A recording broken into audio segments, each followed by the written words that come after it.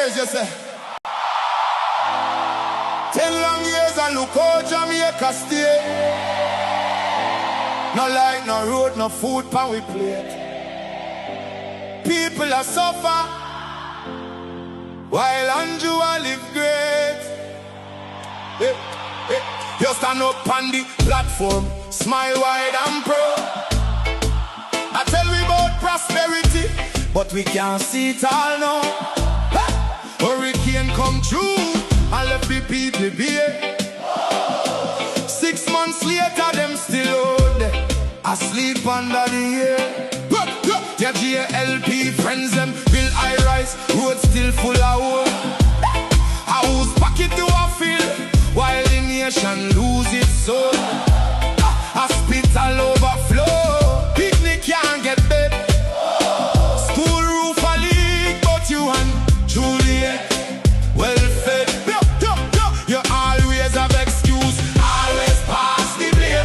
Every time something wrong, it never go in your name. Jamaica a drown and you claim you're unclean. Biggest actor in a politics we ever see. Wholeness, time to go. Time to go. The people we say no. 10 years and we can't take no more, you know, hear us. We are not on the door. Wholeness, time to go. Time to go. From Kingston to Negril, the people say so. We tired, we hungry, we done with the show. Wholeness, time to go. Farmer can't afford to plant, food price reach the sky. You bring in the poverty while your own people cry. We born ya, we grow ya, we bleed for this land. But Andrew at the top won't extend the man. You talk about vision, you talk about plan, but 10 years later we still can't understand. Corruption report London, nobody charge. The people pocket small, but the scandal them large. Who's crack up parish council, bro? Country suffocating down and it just smoke. And when we raise the voice, you call we political, but the truth is the truth and the truth is biblical. Wholeness, time to go. Time to go. The people, Them say no. we say no. 10 years and we can't take no more, you know, hear us. We are not on the door. Wholeness, time to go. Time to go. From Kingston to Negril, the people say so. We tired, we hungry, we done with the show. Wholeness, our time to go. We no want no hype, we no want no speech. We want action, no, not the lies you preach. Hurricane victims still under tarpaulin. Prime Minister fly gone foreign. Your JLP cabinet full, but the people COVID empty. How you live so large when we live in so scanty? Not with fists, not with fire, but with voice them rising higher and higher. From every parish, every yard, every gate, Jamaica speaking and I know too late. Wholeness, time to go. Time to go. The people, Them say no. we say no. 10 years and we can't take no more, you know, hear us. We are not on the door. Wholeness, time to go. Time to go. From Kingston to Negril, the people say so. We tired, we hungry, we done with the show. Oh yes, our time to go. This one is for every Jamaican who can't afford feet. We are sleep on cardboard. We are drive on broken road. The people don't forget. The people don't forgive. Enough is enough. Jamaicans will live. 10 years, yes, sir. 10 long years and look how Jamaica stay. No light, no road, no food pan we plate. People are suffer while Andrew live great. Hey, hey. You stand up on the platform, smile wide and proud. I tell we about prosperity, but we can't see it all now. Hurricane come through and left the people be. 6 months later, them still out there, asleep under the air. Their GLP friends them build high-rise, roads still full of wood. A whose pocket do I feel while the nation lose its soul? Hospital overflow, picnic can't get bed. School roof a leak, but you and Juliet well fed. You always have excuse, always pass the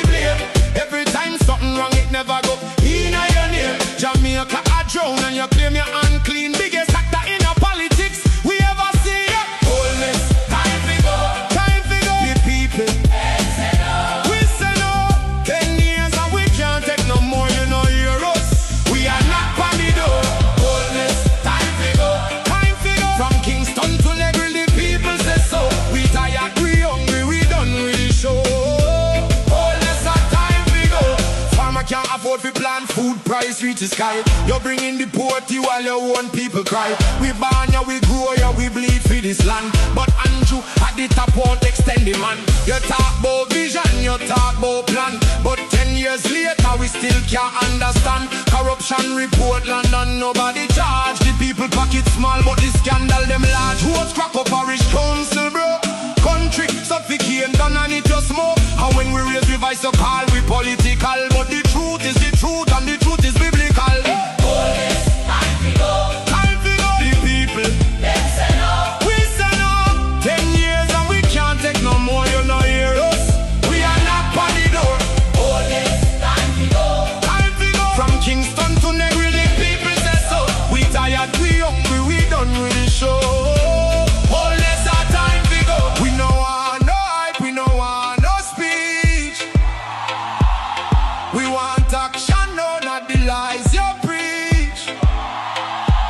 Hurricane victims still under tarpaulin. Prime Minister fly gone foreign. Your JLP cabinet full, but the people COVID empty. How you live so large when we live in so scanty? Not with fists, not with fire, but with voice them rising higher and higher. From every parish, every yard, every gate, Jamaica speaking, and I'm not too late. Hey! Police, time to go. Time to go. The people, Them say no. we say no. 10 years and we can't take no more, you know hear us. We are not on the door. Police, time to go. Time to go. From Kingston to Newell, the people say so. We tired, we hungry, we done with the show. Oh yes, our time to go. This one is for every Jamaican. We can't afford feet. We are sleep on cardboard. We are drive on broken road. The people don't forget. Hurricane come through and left the people bare. 6 months later, them still out there, asleep under the air. Their JLP friends them build high rise, road still full of hope. A house pocket to a field, while the nation lose its soul. Hospital overflow, picnic can't get bed. School roof a leak, but you and Juliet well fed. You always have excuse, always pass the blame. Every time something wrong, it never go in your name. Jamaica a drown and you claim you're unclean. Biggest actor in a politics we ever see. Wholeness, time to go. Time to go. The people, Them say no. we say no. 10 years and we can't take no more, you know hear us. We are not on the door. Wholeness, Time to go. time to go. From Kingston to Newell, the people say so. We tired, we hungry, we done with the show. Wholeness, our time to go. Farmer can't afford to plant, food price reach the sky. You're bringing the poverty while your own people cry. We born ya, we grow ya, we bleed for this land. But Andrew at the top won't extend the man. You talk about vision, you talk about plan, but 10 years later we still can't understand. Corruption report London, nobody charge. The people pocket small, but the scandal them large. Who's crack up parish council, bro? Country suffocating, done and it just more. And when we raise revise, so call we political, but the truth is the truth, and the truth is biblical. Police, time to go. Time to go. The people, Them say no. we say no. 10 years and we can't take no more, you know hear us. We are not on the door. Police, time to go. Time to go. From Kingston to Newell, the people say so. We tired, we hungry, we done with the show. All less our time to go. We no want no hype, we no want no speech. We want action, no, not the lies you preach. Hurricane victims still under tarpaulin. Prime Minister fly gone foreign. Your JLP cabinet full, but the people COVID empty. How you live so large when we live in so scanty? Not with fists, not with fire, but with voice them rising higher and higher. From every parish, every yard, every gate, Jamaica speaking, and I'm not too late. Hey! Police, time to go. Time to go. The people, Them say no. we say no. 10 years and we can't take no more, you know hear us. We are not on the door. Police, time to go. Time to go. From Kingston to Newell, the people say so. We tired, we hungry, we done with the show.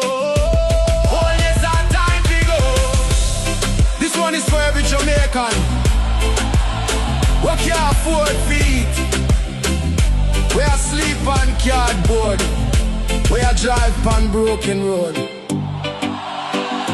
The people don't forget. The people don't forgive. Enough is enough. Jamaicans will live.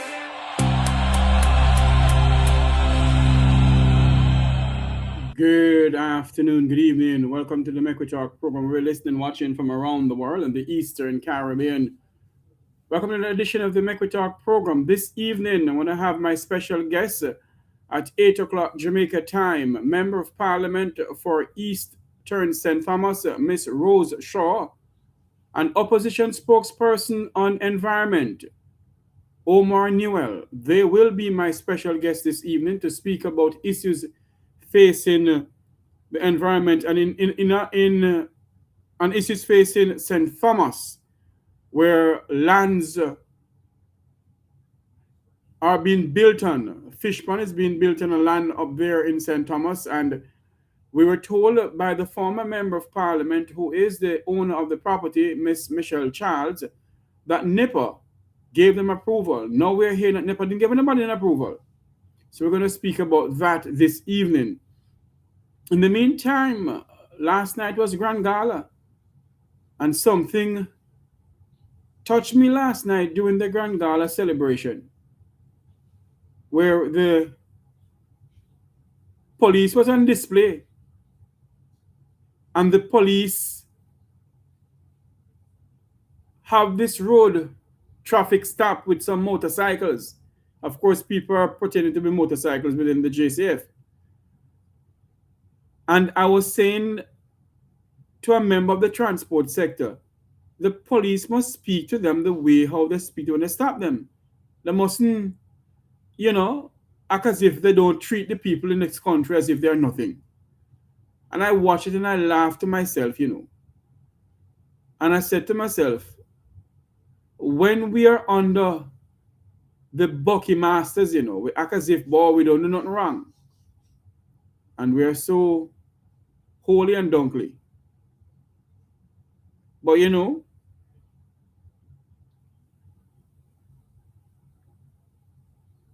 if we, the Jamaican people, continue sitting down and allow these people, because they are the law, they can kick and box us, but when they're in the presence of the Prime Minister, the Commissioner of Police, and the Governor General, they're totally different, They're something else. Good afternoon to all those who are in the chat room: St. Elizabeth, Hanover, Westmoreland, St. James, Trelawney, St. Anne's Bay, Buff Bay, Morant Bay, Anata Bay, all the bays in Jamaica. All the bays in Jamaica. You know those bays there? All those bays in Jamaica. Good afternoon to you. I want to say to you this evening, as we come on air, the NEPA Talk program on a breaking news about some confirmation of the U.S. ambassador to Jamaica. We do apologize for that incorrect news item. It's an incorrect news item. But let us continue this. The Charleses believe that they own properties in St. Thomas. Well, based on what I'm hearing, maybe they do. Anyway, let's go to this video here that I saw last night also on the Grand Gala celebration. The JCF refused to buy body-worn cameras for members of the JCF, but the Jamaica Constabulary Force bought a brand new soup-up car, man. And I hear Dennis Brooks inviting members of the Jamaican public to go down to Vernon Field in Clarendon to watch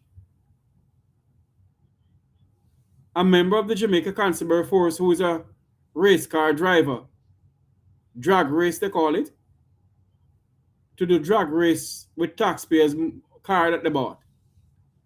I want you to watch this video here. Listen to this. Watch this video here. A car, if you have an appetite for... Oh Lord, what happened here? Hold on for me. Hold on. Car, if you have an appetite for...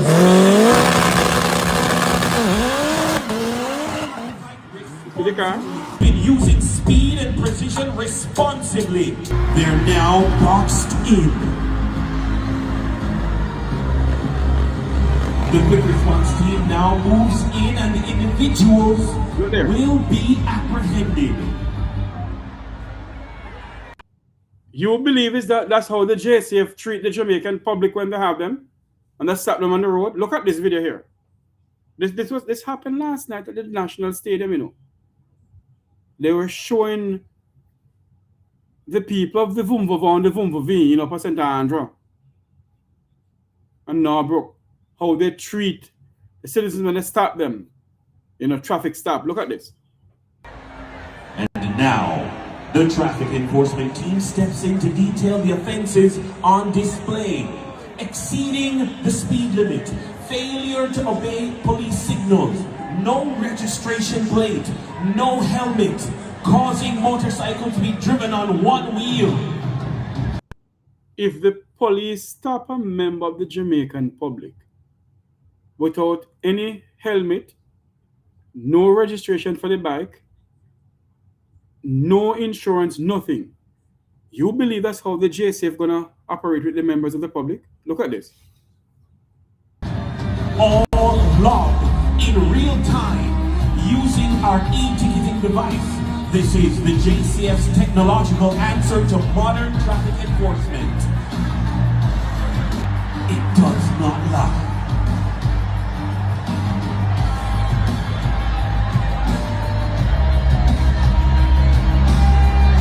Helmet is often what stands between a rider and you believe that the JCF is going to allow a member of the public for their family members to bring them a helmet and tell them to go scot-free?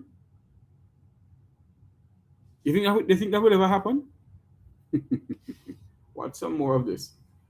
and treachery. As they are about to execute a tactical serpentine. It's a hallmark of advanced motorcyclist training.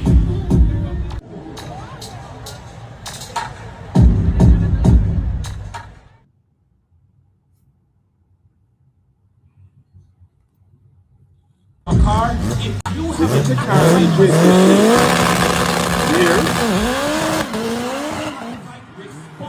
that is the racing car the Jamaica Constable Force own. And until now, they can't buy body-worn cameras for the members of the JCF. So it begs to ask the question tonight. And we're going to open up the phone lines because we want some people to call in before we have the program wherein the Member of Parliament and the two members of Parliament and the Shadow Minister of Environment will be coming on. We're going to open the phone lines. But I'm not showing you this video here where the JCF speak to the members of the public so quietly, so nicely, you know, so quietly, so nicely. They speak to them so nice, you know. Oh, God. With such professionalism. Don't get me wrong, you know. You have members of the JCF who speak with professionalism to the public, you know. But not all of them. And especially those on those bikes there who continue stopping people. You believe that they're going to stop them and say, oh, you know, you don't have anybody, you don't have any helmet on. They kick and back them and drag off of the bike. And say, yo, boy, where you going with, boy? So, that is it. I want to show you another video here unrelated to the JCF. Members of the public in eastern Westmoreland or central Westmoreland is calling for help, you know. They're calling out for help. Look at this video here. The road is very bad. You have to be changing front end very regular. Because the road by the time you... And this is in Westmoreland, you know. Watch this. Some of the places is not really pothole. Some places pan. and you have to drive in them. I come in a while ago, I see some people put some stone in the hole like this. You can't drive over them because they're trying to find somewhere to drive. It's very bad in Westmoreland, very bad. In a terrible condition. The roads are in a terrible condition down there. And you're wondering what NARA is going to do to assist the people. We keep on asking about the money, and I'm going to ask the People's National Party to explain to us, because people have been asking about this medicine money that the PNP collected. So we need to know how they spend that money, and if they have any more of that money, what they're doing with it. But yet the government of this country, until now, haven't even spent one dime to assist the people in the affected area in this hurricane season here. I want people to call in who know the history of St. Thomas before we have Member of Parliament Rosemarie comes on, and the Shadow Minister of Environment, Omar Newell. I want you to call into the program here and tell us your views on the issue of the lands that the former Speaker of the House of Representatives, Pernell Charles Sr., says he owns, where they're building some fish pond behind a school. I'm going to put up the telephone number here, because I want people to call in and talk to us. It's also a WhatsApp number, 954-529-8030. 954-529-8030. Anybody who have my number is the same number here. Call in and talk to us about the issue with Mr. Pernell Charles Sr. and the people of St. Thomas, because this has been going on for years, to what I understand. And nothing has been really done about it. So we need to know the truth. Who truly owns these lands? Who truly owns these lands in St. Thomas? There is something else I want to put up to, Let us find it here. Hold on for me. Yes, these need to go. I want to show you a video here where Pernell came up to the people in St. Thomas and they treat him as if some colorful cloth is in it too, Excuse the cloth that is going to come on the program here. But I want you to watch this video here with Pernell Charles Sr., where the people literally tell him some things that, oh God, it don't sound good. This was before the election.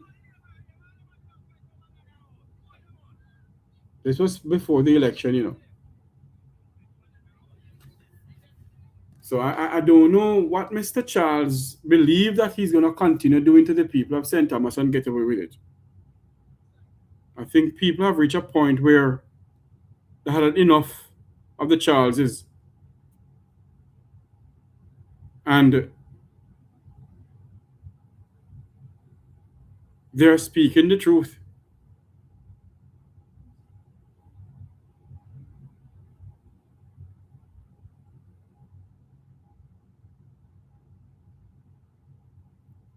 So we want you to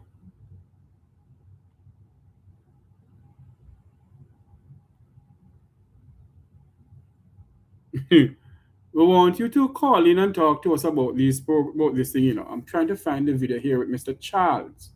I knew I sent it to the thing here. I wonder if it's this one here. 1, 2, 3. I think it's this. Yes. Hold on there. Let me put it up here now to see if I can see it. Where the people that tell Mr. Charles some colorful words of pinks and pablos in half a tree.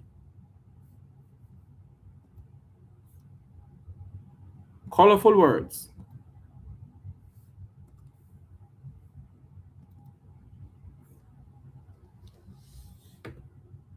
By the way, I heard something going around on social media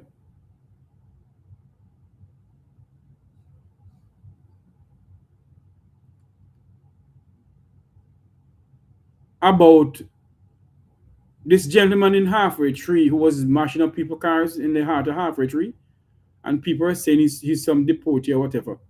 You know, if we don't know things, you know, we mustn't come out with it, you know.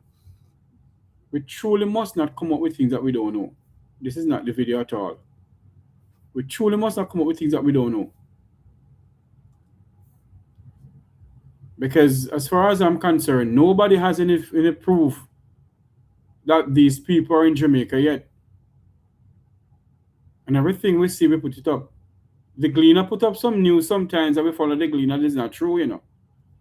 But at the end of the day, we have to listen to credible news. And as far as I can see it, even with this property that Mr. Charles claimed that he owns in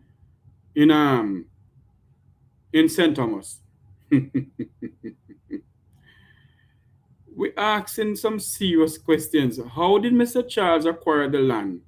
Who he acquired the land from? Who gave Pernell Charles that land title that he has? Those are the questions we're asking tonight. Who gave him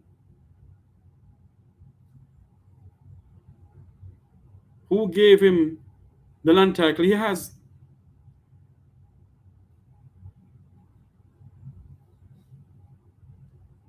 Because based on what me see, me no want to say, boy,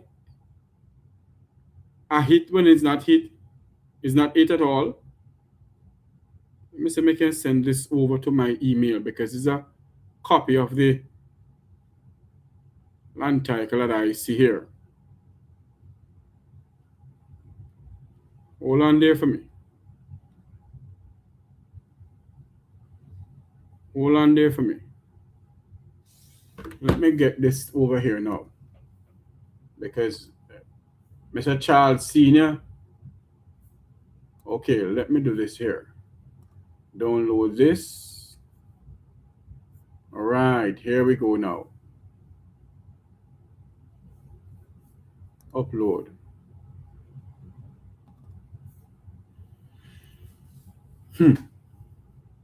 Tonight, we're supposed to have a robust discussion with the Member of Parliament, Ms. Rose Shaw, and MP Omar Newell. We remember that Miss Dr. Michelle Charles said that they get the go ahead from NEPA, and when you check it out, nothing goes to NEPA said them never give no go ahead for nothing. NEPA said them never give no go ahead for nothing. So I want to know something. Where did Michelle Charles, get this from? If NEPA didn't give them no go ahead, how did they get it? How can she come out and talk that she's the one who got the approval from NEPA and everything like that? And when I went through to NEPA and asked the question from NEPA, did they get approval to start construction on that property? NEPA is saying they don't know nothing about it. They know nothing about it. To show you how these people are deceptive and they lie about things. Every day they get up, they lie about things to the people of this country. They lie here, they lie there. They don't speak the truth about nothing. Watch this video with Pernell Charles. Disrespect, so who is in for people disrespect? Why we have blood clot go? Who is in for people disrespect? Hold on there.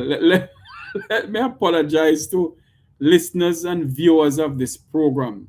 You know that Jeffrey Tavares don't play certain things on his program. So I apologize for you to this. But this is what the citizens was telling Pernell Charles Sr. before the election in Jamaica of the one that gone.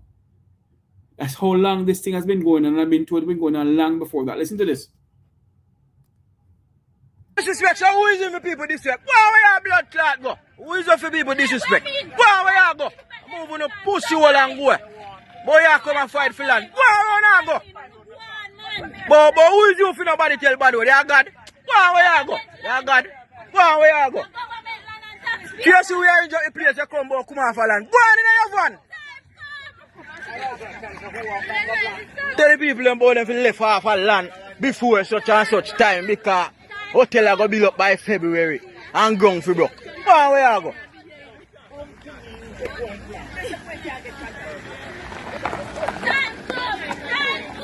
We don't want to wait for you.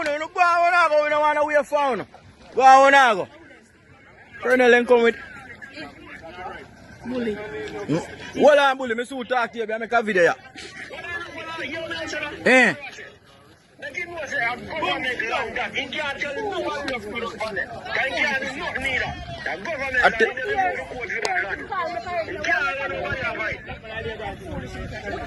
Bully, just a man come and go out with man. Man never go sit down, brother. Man come and tell the people about come off a land over. What do you man land so? The man can't even live out the land in my house. The man around 80 years. He's who dead and gone and fight over all that for him to go fight for God. Sit down, the man go sit down. I mean, I have video him. I have video him, man.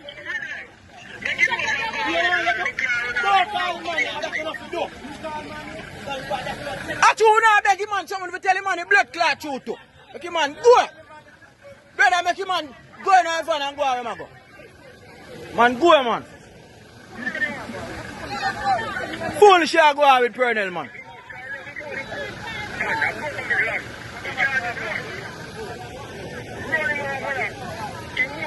No talk, me not take.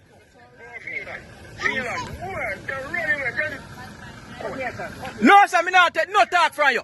Me not take no talk from you, Pernell. Me no want hear nothing from you. You tell the people if you come off, me not take no talk. Do what you want to do, me not take no talk from you. Me no want hear what you say. Left the people them alone. Left the people them alone, Bridget. Bully. I mean, left the people them alone, brother.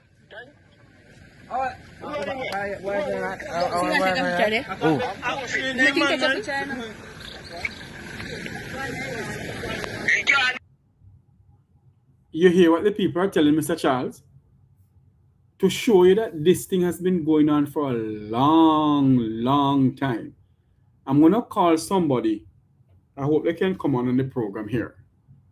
I'm going to call somebody. I'm going to call no name. It's a caller that I know who called me. Well, speak to me pertaining to this off air.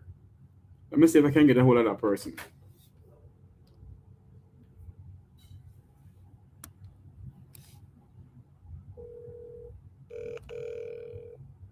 I don't know that person will answer the phone, but I see if I can get it.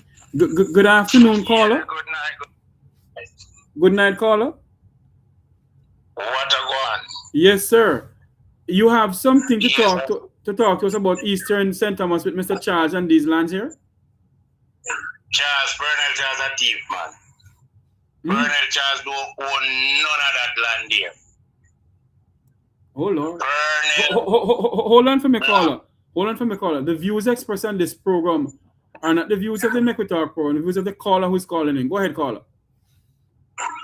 Yes, I'm saying may come from St. Thomas. That house they were the right on the Piro land they were after the estate. It was our weekend house where we girl out and thing. And that little man came there and started. The first thing that man do to St. Thomas when he was supposed to fix the main road where mash up people front end parts. They fixed that road a parking lot in a period. Cut down the KNM and if you would have frightened to know what was going on around there. I don't hear the people of St. Thomas is talking to that little guy, you know. Which little guy are you talking about, caller? I want to know. All that I'm saying, Russia know about it. Russia was Pernell Charles. mayor at one time. Yes. She was. But now she's on the different side of the lane. Yes. But let me tell you something. That land there, I keep burning, I keep the land there. And I do hope and pray to my God that Andrew Owens do not sit down and let down the people of St. Thomas. But caller, we can't rely on the Prime Minister either, because the Prime Minister went over to... I know, that's why I am warning him. Because the first step already made, where we move the other criminal that they send there at St. Thomas, make me kind of wonder about man. Because that girl shouldn't be after Pernell charge. I've been sitting St. Thomas and let the tire factory lock. Everything go down to St. Thomas. I don't know allow another chance to come in at St. Thomas. It should not be. It should have not been. And tonight I am saying, St. Thomas, stand up for who you are. I leave all the criminal jobs up there. I want to know where the ram go then there. I want to know Pernell Charles, I want to run him, man. Oh, no, I don't like say I want to light liquor place me come from. That place don't light. Pernell is supposed to come there and Pernell do ever enter back to the gate of St. Thomas to treat the people of St. Thomas. I have given Pernell Charles a drawing before Pernell Charles leave there, where he should put a mini stadium in Orange Walk. And him look at me and he said to me, you I think? I say, how you mean? I below obviously the community bill. Because Orange Walk was where the real sport ground is. The school is next door, that's my school. Right? And when you look at the surrounding, most match, football match, cricket match at that ground there was what lifting up St. Thomas. But let me ask you this question though, caller. Where they put in this fish pond for Pernell Charles and Dr. Michelle Charles behind that school? Who owned that property there? I don't quite remember who owned that property, but all I can say, Pernell Charles don't own nothing there. Pernell Charles take MP figure Rob St. Thomas. And seriously no Charles at all should really come back to the gate of St. Thomas. And St. Thomas people must stand up for who they are now. Because road gone up there now, where due to St. Thomas too much in here. As the man say, at same age when we go sit down and feed foul.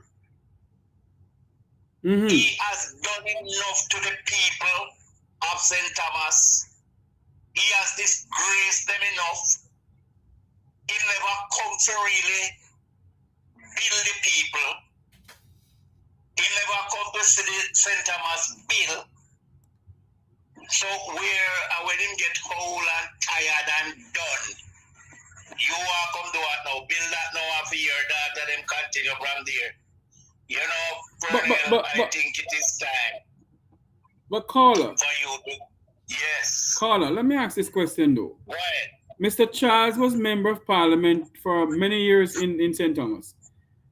And the life of the people of St. Thomas haven't changed. That's exactly what I'm saying. So I don't even know how that I reach you the gate. I don't know. Somebody else should try, but not him. And even the councillor up there need to do better for St. Thomas. You were born and grew there. And you will stand up for St. Thomas. Stand up for St. Thomas, man. It's not road alone build a community. There are many things. Look at that banana factory that was booming in St. Thomas. Where it is, it gone. Now the land them leave now with But St. Thomas somewhere here, say. isn't those lands are sugar lands, caller? All those lands are sugar lands. So it seems as if sugar And lands. also Puro also have some sugar lands there. Well, is pure? Is it pure or pro? He wants it. He's saying that is his. Puro can't be for Pernell. Who is Pernell?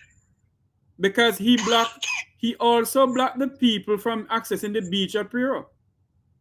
That's what he want to do, because he comes and see the people what's going on the beach there, and it's a good beach right there. You go through that little coconut walk right where that house was on the inside there, and the beach. That's our beach that we used to be on privately, because it's not a lot of people used to go down to that beach there. You go right through the coconut walk and go down on the beach there and have a good time down there. We used to hike out a lot down on that beach there. Pernell don't buy those land. He want to take those lands. Well, if he never take them when he was there, he can't take them again. He's not supposed to. And NEPA not supposed to allow him. I hope NEPA don't sell out the people of St. Thomas. But caller, based on what I am hearing and what I have in my position here, that the former Speaker of the House of Representatives and former Member of Parliament for St. Thomas and I think he was Clarendon too. He owns 1,300 and some acres of land in St. Thomas.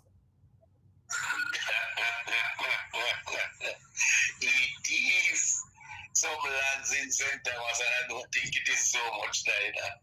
Because he's saying that he bought the lands. I friends them in the office, and almost stop it. Uno pull up one piece of paper, they give Pernell charge. And hold on, no one will them thing on a lawsuit and all them thing there, man. Because uno pull up one piece of paper, they give this man, because he's an MP, we go take with the people in land. The people them is a part of the country, you know. After them country, you know. And up to now, all you MPs and PM, we have got people of Jamaica, and who know the power of Jamaica. We must stop make MP and PM come and a chat and a sign paper where they're not supposed to sign, and we just sit back. At times we stand up and fight. Marcus Garvey do it, Paul Bogo do it, we already. Look here, man. Let's stop the joking, man. Let's let the word that said the poor shall be poor and the rich shall be richer. Let it go back to the pit of hell. You know, sister, rob the people, them rob everything and they go on their side. That's what he come to St. Thomas for. To fix some documents with him and him friend them in high office and say this is mine. And it happening all around with most MPs and PMs and all those things. Much mind do not go on by the MPs in this country. And this government here is the government that mostly done that. They are owning a lot of things what them know what they give to the Chinese. What about Jamaican? It's same way, you know, caller. The property over by Burnett Lodge that the Prime Minister take out the air wing of the Jamaica Defence Force, the sea wing of the Jamaica Defence Force, everybody was over there. Police, JDF was over there. And the bulldozer down poor people's house. That property is sugar land too, you know. I know. And there's a whole lot of land that they are aiming for. And I wonder I am how being long more Jamaican people is gonna take this. and I'm being told What happened to our land? I am being told. Marcus don't know. Mm-hmm. Jamaica, uno come. No make Marcus Garvey word come to pass, man. Uno not gonna know yourself until you back against the wall. Uno don't see the government, the present government that we are dealing with now is criminal. They are not dealing with the people of Jamaica. I have took my green shirt off long time because I am for God and not for JLP or PMP. I am for anyone that is for the people of Jamaica. That's where I will be. I can't be on the rich side. I will never be. And it's time for Jamaican to really stand up for who they are. Come out with pride. Let's step out of that. Otherwise, Marcus Garvey word is no gonna come to pass. Believe. You know, Because we just sit back. you know, We just sit back. you know something to call up? When you look on St. Thomas, the highway went into St. Thomas and the highway wasn't finished properly. And the Prime Minister opened the highway and everything like that into St. Thomas. All of a sudden, sick, lame, and lazy going to St. Thomas to buy properties.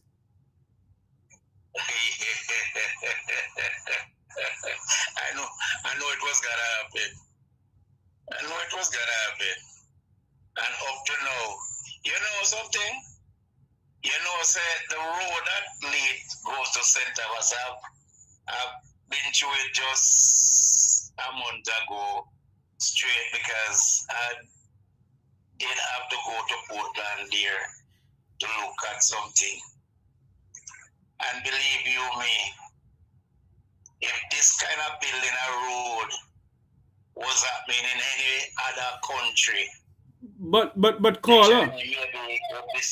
caller, I am being told, you know, from reliable sources that there's a mall quarry in St. Thomas is owned by a present politician in St. Thomas, where the mall quarry hasn't passed the Bureau of Standard Quality, and they use that mall quarry to build the road in St. Thomas.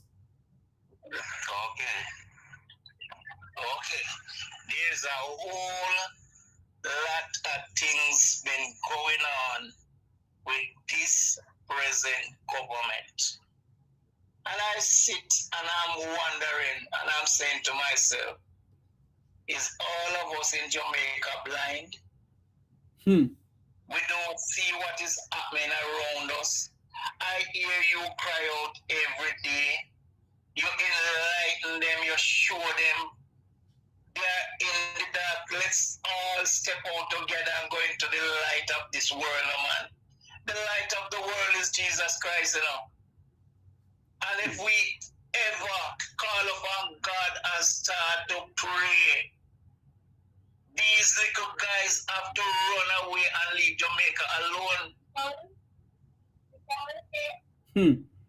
You know, caller, I want to go back on the issue of this land that the Charleses claim that they own. Nobody know who they buy the land from, how much they buy the land for, and the title that is obtained on that property. How did they obtain that title? Because the title is supposed to show who you buy the land from. The land came through their friends in high office. It don't paid for. Paper been just signed up and given to them. The paper just signed up in high office and give. And a false document. A false document that document them on. No land, no paper. With the receipt to the land. With the receipt of the 0.0000 because of whole heap of land that. Put up a receipt like Jamaican seat. You can't buy so much land and not have a receipt for it. Come on now. Then everybody in Jamaica got a university and go for no reason at all, man. Lock down you with them, man. Because if we all of us where you tell that foolishness and you can boldly just come and say, here is my receipt. That's it in them face to me right now. That's what I am asking for. And caller. Dash a piece of receipt, Colonel Charles. Dash a piece of receipt. Just right. Make everybody see. Put it up. Put it up on the internet where everybody can see the 0.0000 them where you pay for that land. Give me some numbers of where you pay for that land, man. And then you can talk. But if you can't do that, say nothing more and leave the people alone. It is time for you guys to stop that. It is Jamaican's land. Don't want everything, so. Have you no family alone exists in Jamaica? The group of you that forms? Because this is St. Thomas time. Look at them back St. Elizabeth and all the people in down there cry. And nobody now pay them no mind and they are all Jamaicans. When this is gonna stop? You know the only way to stop Jamaicans? Let's step out tomorrow morning and lock the gate. Let's say enough is enough. All Jamaicans I'm talking to. That one. Another Paul Bogle, William Garden. You know, though, caller, this country is in a sad state of affair, though, you know. Of course. One group, one handful of people want to make Jamaica look like everybody don't go to school. And we sit back and relax and watching that. Time come. And not because I said time come, you don't believe me they're on the side of the PNP or what. And I care zero if you want to believe so. I'm a child of the king. I'm not excited with no PM or JM or WM. Because we're all unfair. We are too unfair. When election time, these people put on, the last election we got nobody at all shouldn't even step out of their house and go out there. You're so correct, Charles. Nobody at all should step out of their house. What they should have stepped out for is to come out and say to who will lead this country, time has come that we want to know where we share at the Kunde. Because all you can hear is the big names.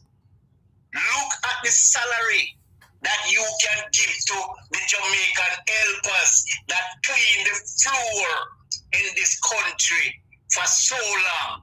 And up to now, what they can't go home comfortable. The women of Jamaica have to be selling themselves to put a pot on the fire. We don't share. I would not done in a green shot all over. Are you aware I of... am saying this evening, I am not guessing. I am on the street of Jamaica daily.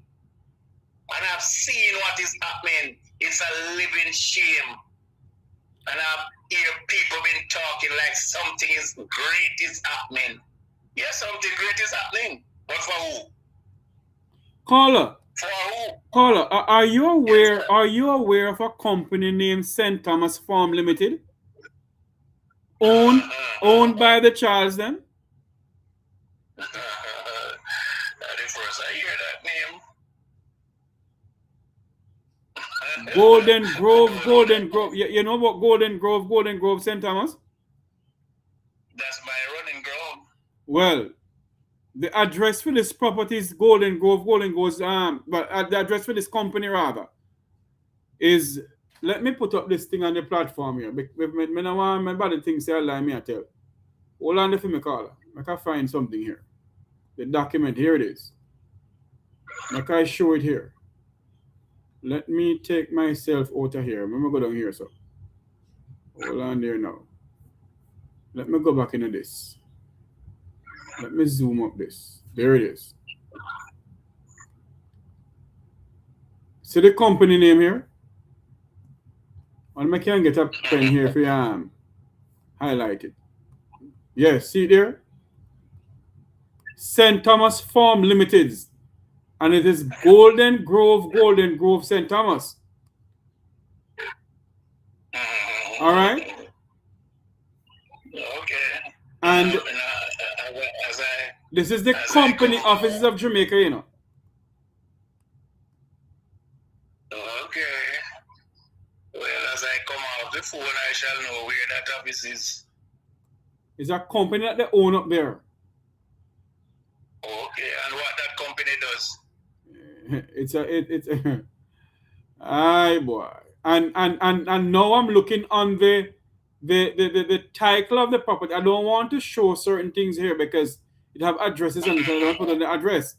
But based on what we are having here, what we have here, this company was incorporated on the 30th of March 1982.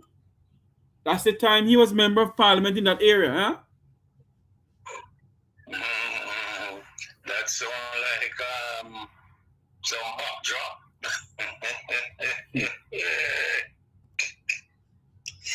That sounds like some backdrop. No company the people in Charles not enough the name so. Well, the company officer Jamaica. Hold on there for me. Okay. Hold on there for Yes, me. Miss Rocha can enlighten more on this company because those years was the time that all of us really were there with him and thought it was somebody who would move St. Thomas forward. Until when we look, I give up when I see good year factory go down with him there. And he was also union delegate. He sell agricultural produce. You see? Let me aye. Share issue $1,000. Share capital $1,000. Share price $1. He said he bought the property for $1. All right? And the people who are on the title is Gloria Charles, that is his wife. All right? Come down. Michelle Charles, Dr. Michelle Charles, and you have Pernell Charles Jr., Pernell Charles Sr., Gloria Charles Director. So you have 1, 2, 3, 4, 5 directors for this company and this property here.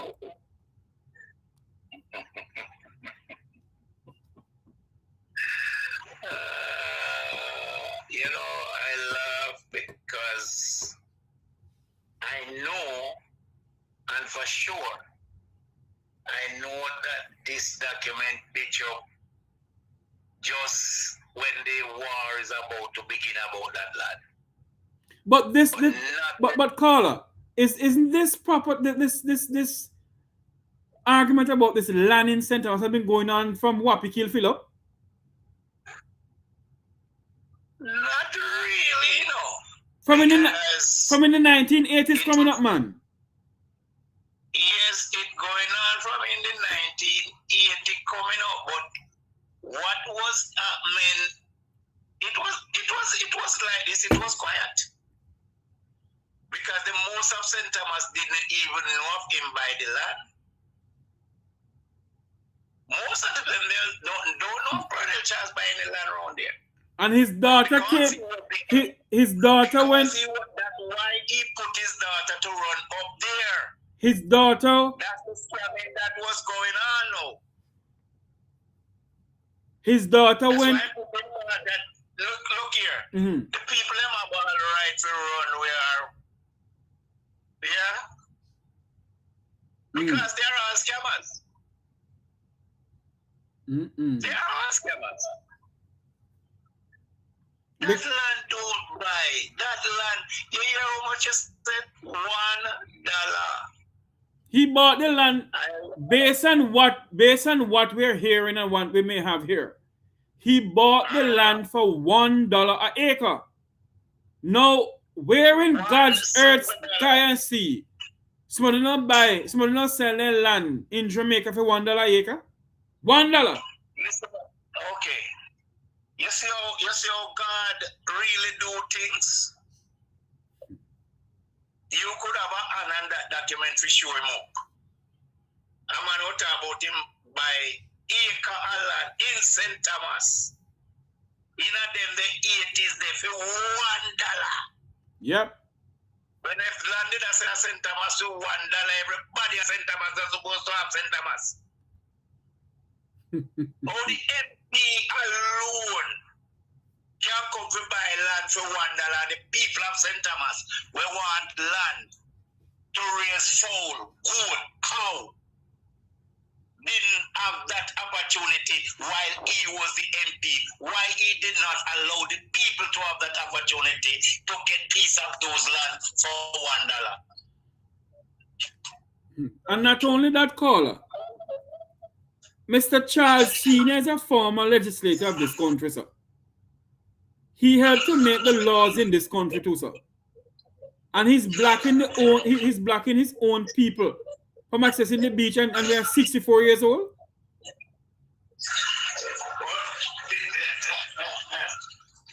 Sorry. Huh? Look here. I don't understand this. Sir. Yes. Yes, caller. I understand what you have just said. And what I learned with that House of Parliament, the land thing look like it come from the speaker side. I have no evidence for that part yet. That land thing there look like you got to be I wonder if I can get a position as the speaker of that house. Which house you talking about? It look like the land thing they come like from the speaker. You have to be the speaker of the house and then you deal with some land. But let's get back to the point of St. Thomas land. You bought the land for $1. You was the MP of St. Thomas. When he So was, why didn't you allow the when people of St. Thomas? hold on for me, caller. When Mr. Charles Sr. was member of parliament for some part in St. Thomas, was he some minister of lands or agriculture? Not that I know of. Oh. I remember he carried the one up there for the land of agriculture where the sugar workers was been robbing, like Robin Hood. They were robbing the sugar workers, and then he carried the one that was in charge up there, and then put him up in the office up there, did out for destroy. Destroy who? The one that was in charge of agriculture. So who was Pernell Charles at that time? Was he a member of parliament for St. Thomas? Yeah. Yes, but utility, I think. Oh, back in the 80s, in the 1980s. Yes. If my memory serves me right, that at that time he was that. Yeah. And then after that. So at no time at all, hold on for me, caller. At no time at all, Mr. Charles Sr. was Minister of Agriculture. I don't remember Pernell agriculture was unknown of any member of agriculture. I don't know. Maybe you can ask Rose when she come on. I'm gonna research that. Yes, I don't. My memory not serve me this. I don't remember that. Remember, he do a good job with the utility minister there. Yeah, transport. Yeah, he does a good job there, so. What you to Caesar, ye to Caesar. So you're I don't remember so you're saying to me, sir, at no time at all you can recall Charles Senior being Minister of Agriculture. So the question that the Jamaican people must ask tonight: how did Mr. Charles acquire so much sugar lands? Yeah, but remember that he was an MP. Yes, but birds of a feather flock together. Oh. So he knows the one that controls agriculture. So he just call his colleagues in agriculture and say, look, you have to set up this for me. I set up that for me. And that's okay. Because you know the agriculture may want favor over and his side. That's how I see the country been running, you know. By favor. But the poor people do not have favor. That's how I see the country running. So until the poor people stand up for themselves and to show the government that they are the servant and not them, because we are all Jamaican that forgot who the parliament are. Man just sign paper now. You know, when I remember Edward Siaga, Edward put things to the people before him sign. Nowadays, this prime minister don't speak to the people, none at all. He just what he have to do. Nobody know what. Nothing that is happening in there. So let me ask you a question, caller. I heard Dr. Charles, Michelle Charles, saying that she lived down the road from the land where the school is. Is that true, caller? I would have to find it out. I am no more there. Oh. I am all the way in Westmoreland right now. Oh, because I am being told that, well, Michelle Charles Target and CVM a couple nights ago, that she is in the community, the community people know her, and they know the school want her to build it. But Almighty God, look down from heaven, Father God. No, sir. I wonder if Mr. Proban house she have up there, so. Mr. Who? If a school road she depend, it would maybe the house. I'm searching that area there. Maybe the house where she would have had. I don't know if it is you have a big house right at the school gate there. That gentleman must die by now. Mr. Proban. Oh. He was like a redskin man. So what? I don't know if it's that old. If she's such a on the road there, or I don't know if at the Stephen house, because the Stephen have a big house just like before you reach out to the hospital, where we did have a good hospital. Permanent just sit down there and make that hospital lock. I don't think Green Brother. He sit there and allow that hospital to lock. And you come now, want to build hotel. You build hotel which part one hospital you have to left all the way Anthem Court, Dalvey, Chiswick, Barking Lodge to rush go way and lies upon the bad road them. By you reach there, you're dead.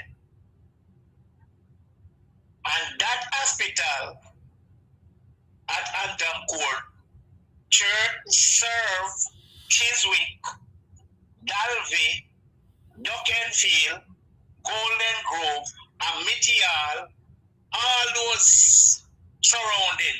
Mm-hmm. That hospital is necessary. Mm. It is necessary because you don't have good road. If you even put in the ambulance and the shop, then 100% good. But you reach down, you're dead. My God. My God. Caller? And he's back there and allow that hospital to lock. Let me ask a question, caller. When Pernell Charles was Member of Parliament in that area, the Goodyear factory was running properly? Was it up and going? Oh, of course, a top tire department did I say, my brother. I know Goodyear tire can't don't be the top tires. Mm. Whatever go wrong with Goodyear was just need to be rectified. They can come and explain this, that, Tara knows what a Goodyear was running, make St. Thomas look like, then they on top of things. So if you are MP, they say you have to stand up and situate that the factory, stand up and food, whatever the needs, necessary needs. You have to get in a meeting and get the thing going. I That's think, what an MP for. I think, caller, I think the people of this country, has amnesia, I think termite eat the people of this country brain, because if they can allow another Charles to come into St. Thomas and look what they're doing to the people now. And to finish to milk them, come now to take the lands and say she talk to NEPA. Then you want to tell me that the big NEPA office don't know Michelle Charles? NEPA make it clear that they have no documents or any evidence that St. Thomas Farm Limited, owned by former Speaker Pernell Charles Sr., Dr. Michelle Charles, who is also a director, they said they have no documents proving that they apply for anything from NEPA. Yet, hold on, caller, yet Dr. Charles told one of Jamaica's television station and the entire world that she has relevant documents from NEPA giving them the go-ahead. Okay, so what I would have asked She lied. Michelle Charles lied to the people of this country.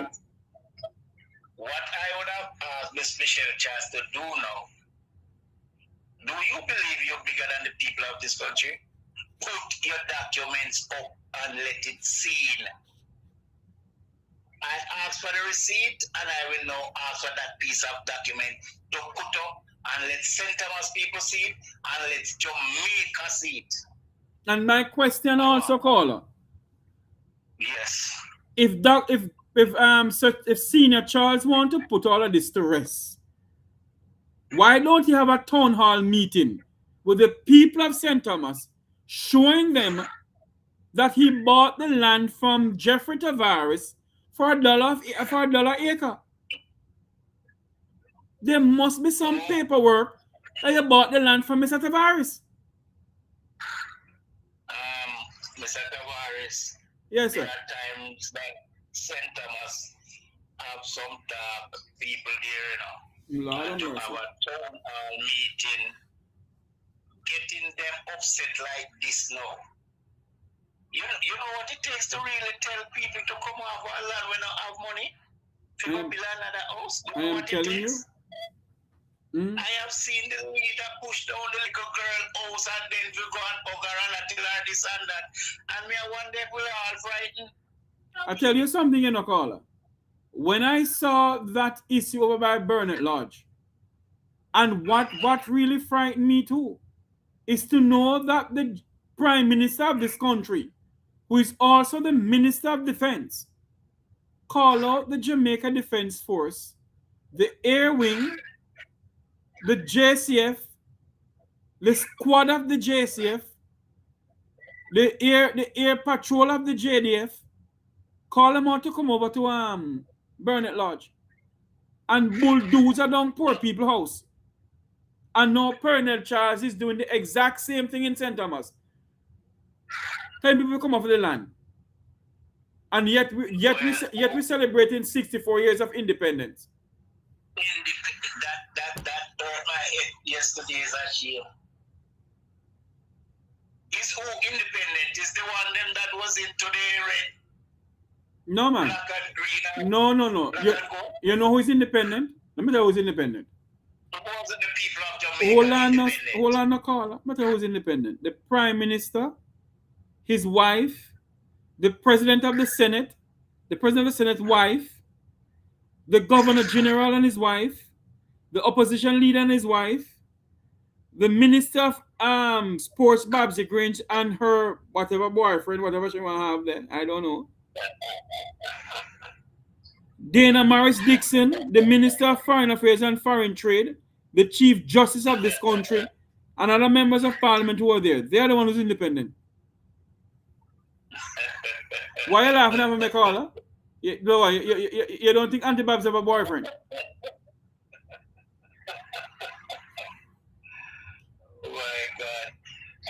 Anyway, Mr. Tavares. Yes, caller. Thank you for calling in. It is not really a time. You know, it's not feeling good. It's not looking good with the present government and how they have done things. It's not looking good. Hold on there. Is there a place in St. Thomas named Rose Hall and land up there too?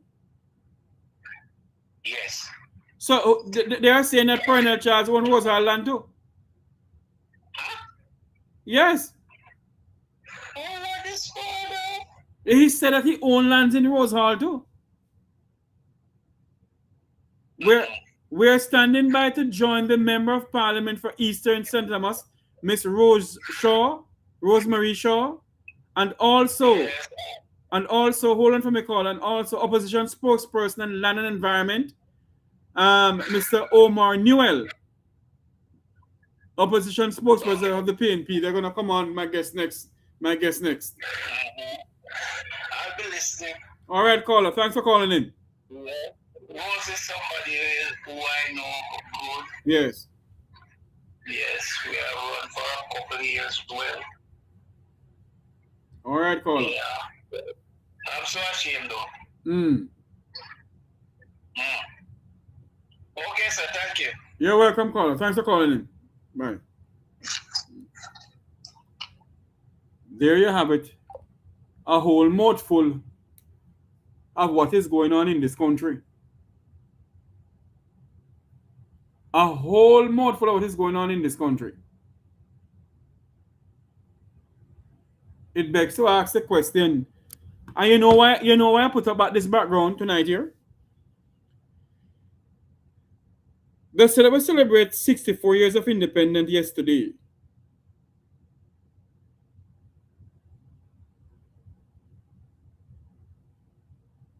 I'm asking the question,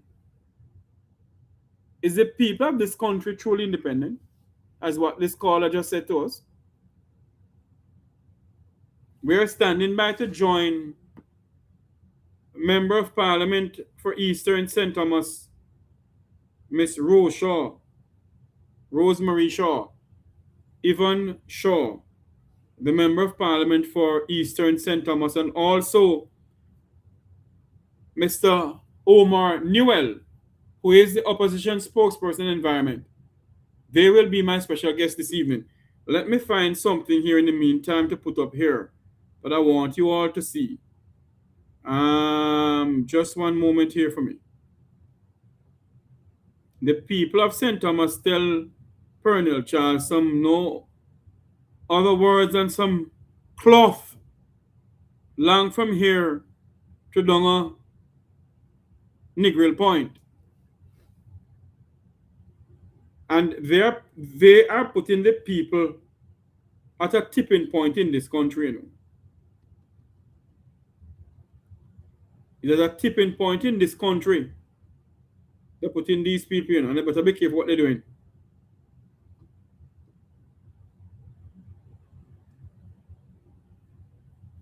They better be careful what they're doing. Because if they continue putting the Jamaican people at this tipping point, something may happen in this country, you know. You cannot be blocking people from accessing the beach. You cannot do that. And if you continue to believe they can block the people from accessing the beach, what is going to happen? The people are going to rebel.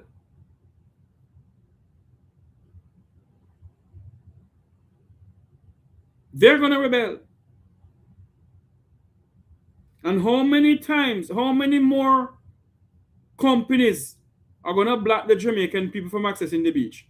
And how many more politicians, I should say, going to continue blocking the people of this country from accessing beaches in Jamaica?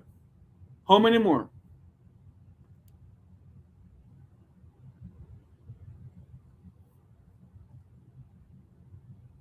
What is going on in this country is only God Almighty knows. How many more of them going to believe they can stop the Jamaican people from accessing the beaches in this country?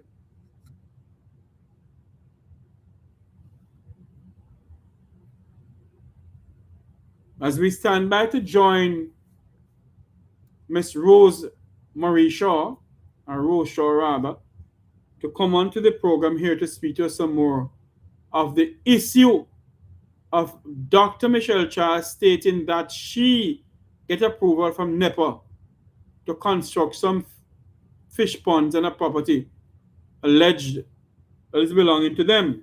We don't belong to them. Good night, caller. Welcome to the program. You're live. Good night, everyone. My day, what are you up to? Yeah, caller, true story, man, because caller, caller, I gotta go because I see my member of parliament is on now. Okay, no problem. All right. Okay. Good night, member of parliament, Sir Newell. Good night, Mr. Tavares. How are you doing? I am good, you know. Man, I was just testing out the system ahead of the 8 o'clock. I wasn't hoping you would disconnect your caller. Oh. So I apologize. All right. You want to start now or you stay in the background? We can get some more calls. Which one? I can stay in the background, man. I'll wait for Rose to join in. All right. No problem. I'll put it back in the background then. All right. All right. The member of parliament, so Newell. Okay. Good night, caller. Welcome to the program. You're live. Yeah, good night, Jeffrey. Good night, sir. I'm here living on. Look what is going on in this country, sir. And I cook your chicken back. No, I didn't eat chicken back today. I can't get no chicken back over here. I want tin mackerel, butter bean, and rice meat today. That's very good, man. Blocking the beach Uh-huh. can block for many reasons. What reasons? It can block from the public because of what coming in at the beach. Then No, sir. No. What we saw the other day, video that we saw, where they put a padlock on a gate, blocking access for poor people to go down there, go do a little fishing, or go do a little bathing, or go do a picnic. Yeah. But what is the reason behind it? What do you mean, what is the reason behind it? Why you block it off and do not open You it to say the public? you said that you own the land there.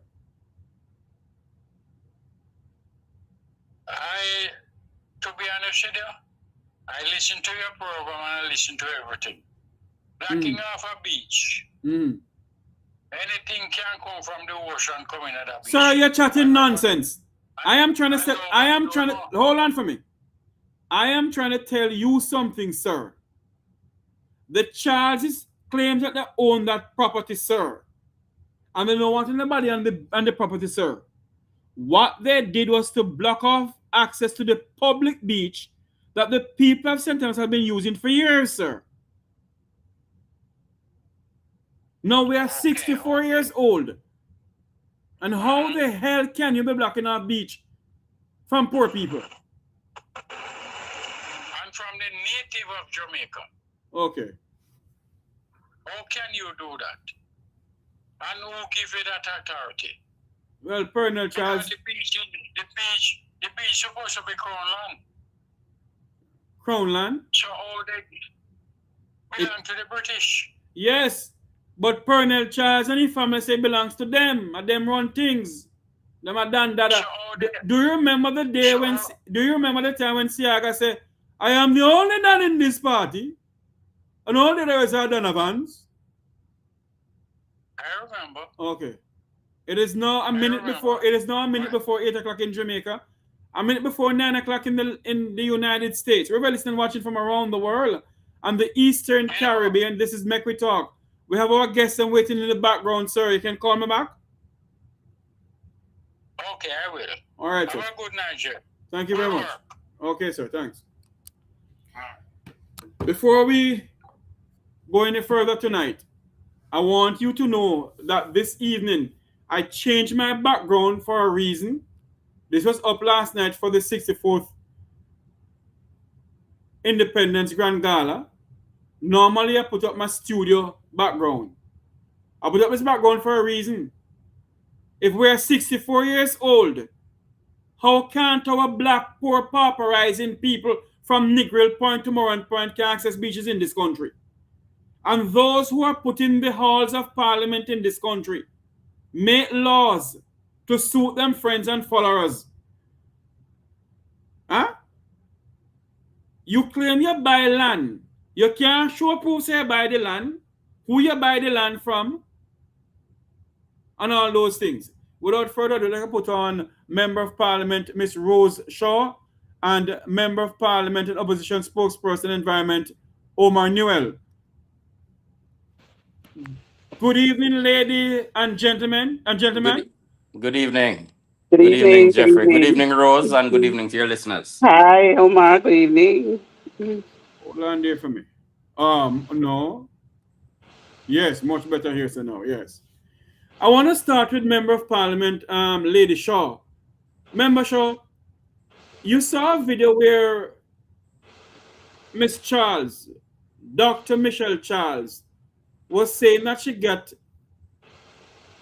approval from NEPA to build Fishpond behind the school.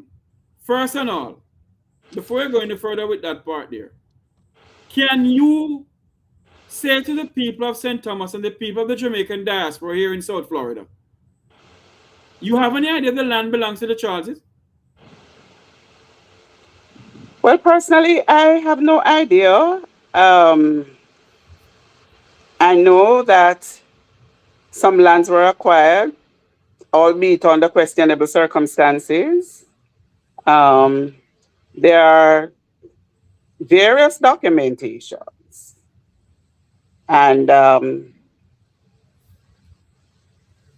the jury is still out on that because persons, Omar will tell you that when we went over to Barking Lodge, Ola New Period, we saw a number of persons and they're saying that they have title for their lands.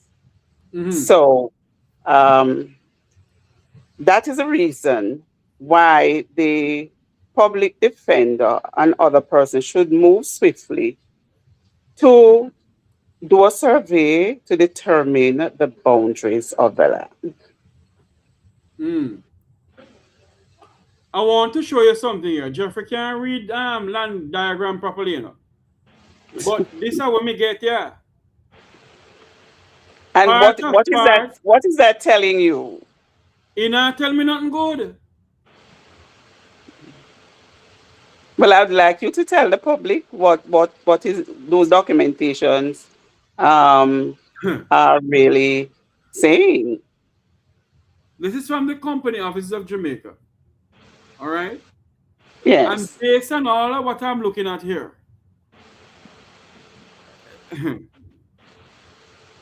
something smells fishy here.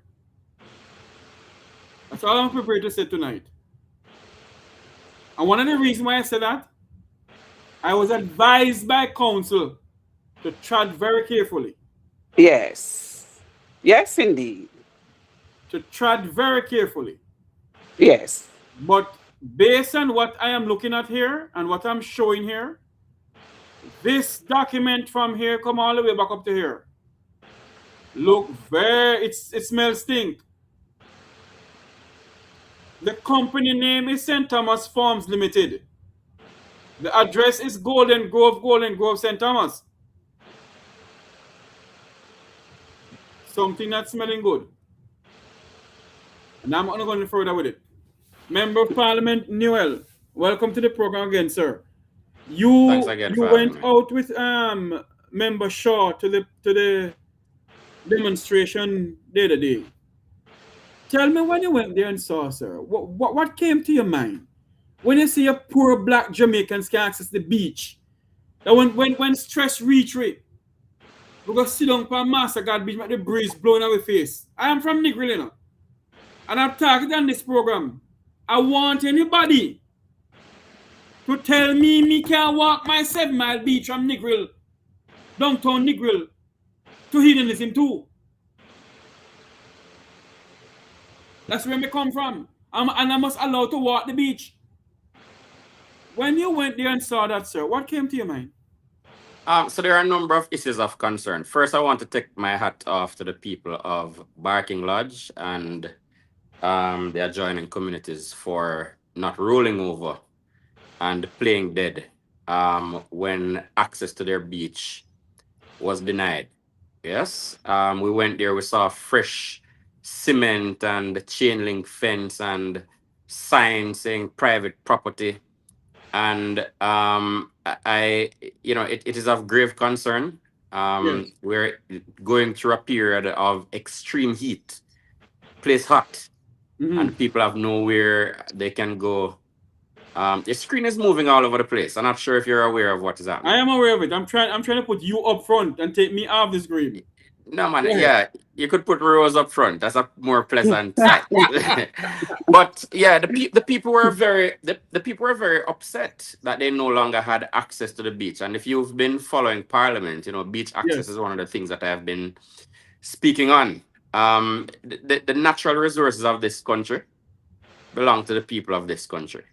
And so for a private individual to go and block out the path to the beach was a major issue for me.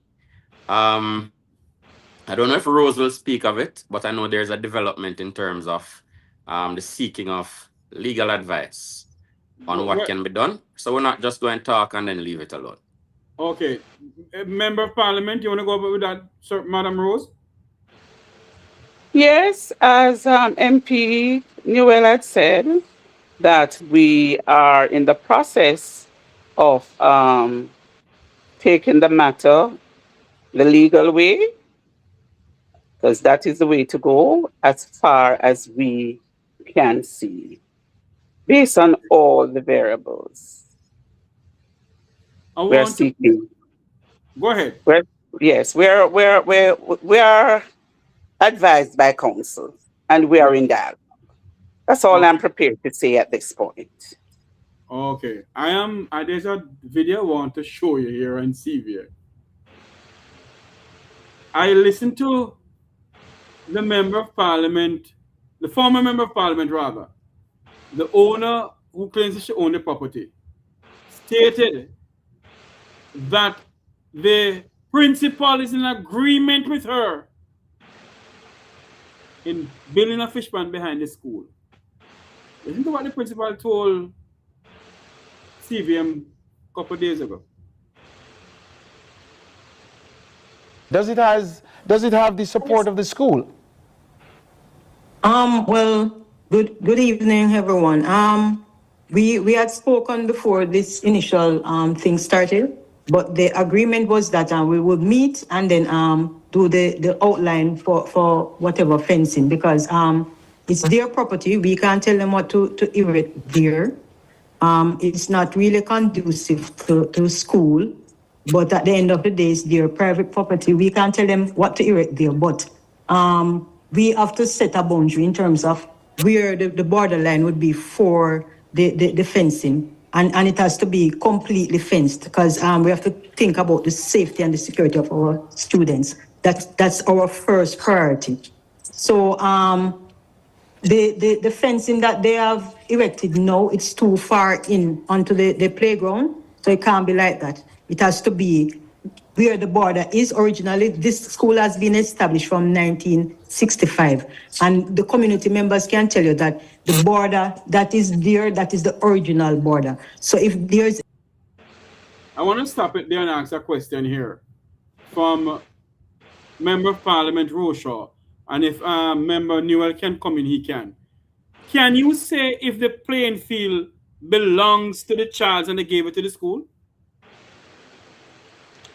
Well, Omar can speak on that because whilst we were there, a mapping was done, and it revealed that where the school is now located, plus the playing field, a section of the playing field, yes, is owned by a deceased person. Am I correct, Omar? Yes, but I want to walk back a little bit. This ahead. response from the principal does not sound like somebody who is in any kind of agreement. It sounds like somebody who has started a conversation. In fact, it sounds like she has a disagreement on where the border is. So for the former member of parliament to say there was consultation, well, I guess you can say if you mention something to somebody, there was consultation, but there certainly is no agreement. Listen, Jeffrey, I don't want the conversation to be just about where borders are. Go ahead. I want to agree that private owners of land have a right to exploit the land for their benefit. Yes. But the private owners of land also have a responsibility to be, well, are also required to be responsible. So, for example, I can put a weak fence and have a pit bull.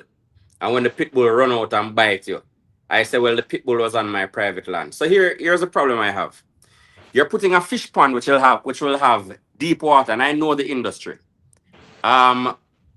Before entering politics, I was the largest distributor of tilapia feed in Jamaica. So it's an industry I supply significantly. I know the largest fish farmers. If you reach out to any of them, they'll tell you Omar Newell has a good name in that industry. Yes. Now, when you build a fish pond pretty much adjoining a fence for an infant and primary school in an area where you have a lot of cattle roaming, a lot of other animals roaming, if you get a hole in that fence, and that child who decides that they're curious and they want to wander off, it is a significant danger. Yes. So I am not clear on how any responsible landowner would want to put that big pond of water at the fence of an infant school, the play field to an infant school. So children will be out there playing. If a ball gets kicked over, a child is going to try and figure a way to get to that ball. Yes.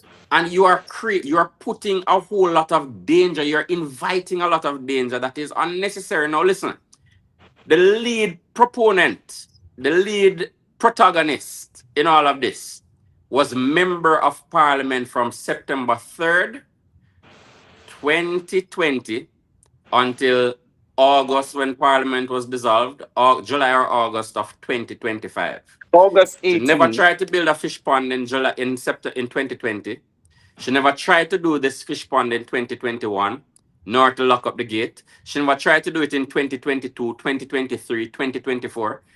So I'm wondering if it is a way of unleashing her vengeance on the people of this constituency who voted against her and against whatever she brought in terms of representation.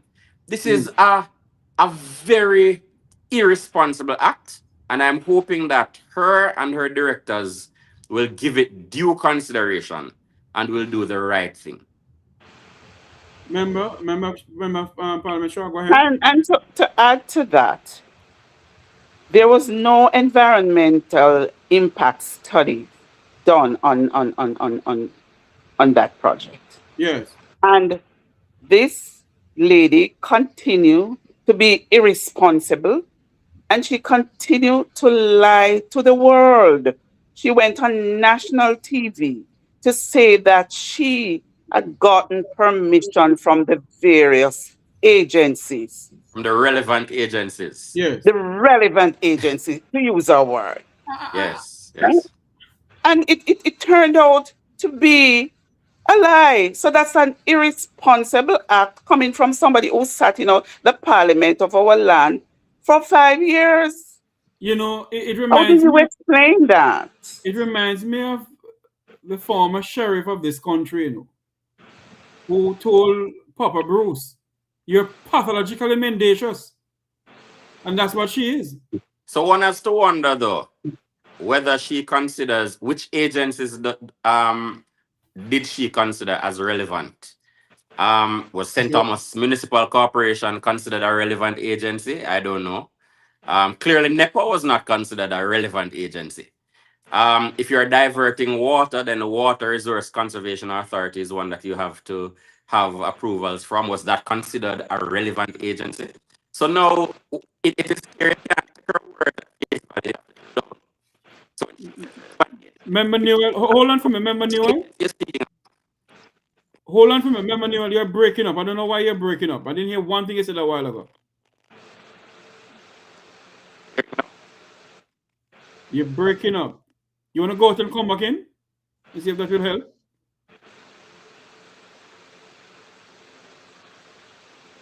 I don't know, maybe had a call, came in and started, cracking up the phone. Member Shaw, in all of this though, hold on, he's back. Hold on. Let me see if I can get him to come on here. Yes, Member Newell? Yeah, but you're kind of breaking up as well. Are you hearing me clearly now? I'm hearing you clearly, yes. Go ahead. No, so I'm saying it is clear that we cannot take ordinary words coming from her to have ordinary meanings. And so whenever she speaks to something, one has to drill down to try and get a better understanding. So I am now lost as to whether the St. Thomas Municipal Corporation was a relevant agency. Clearly, NEPA was not considered a relevant agency. And I'm also lost as to whether the Water Resources Conservation Authority, which has an interest whenever you're diverting water, whether that was considered a relevant agency. So I'm not clear what those words that would generally have ordinary meaning to reasonable people, what they meant coming from her. Member Newell, let me ask you a question though.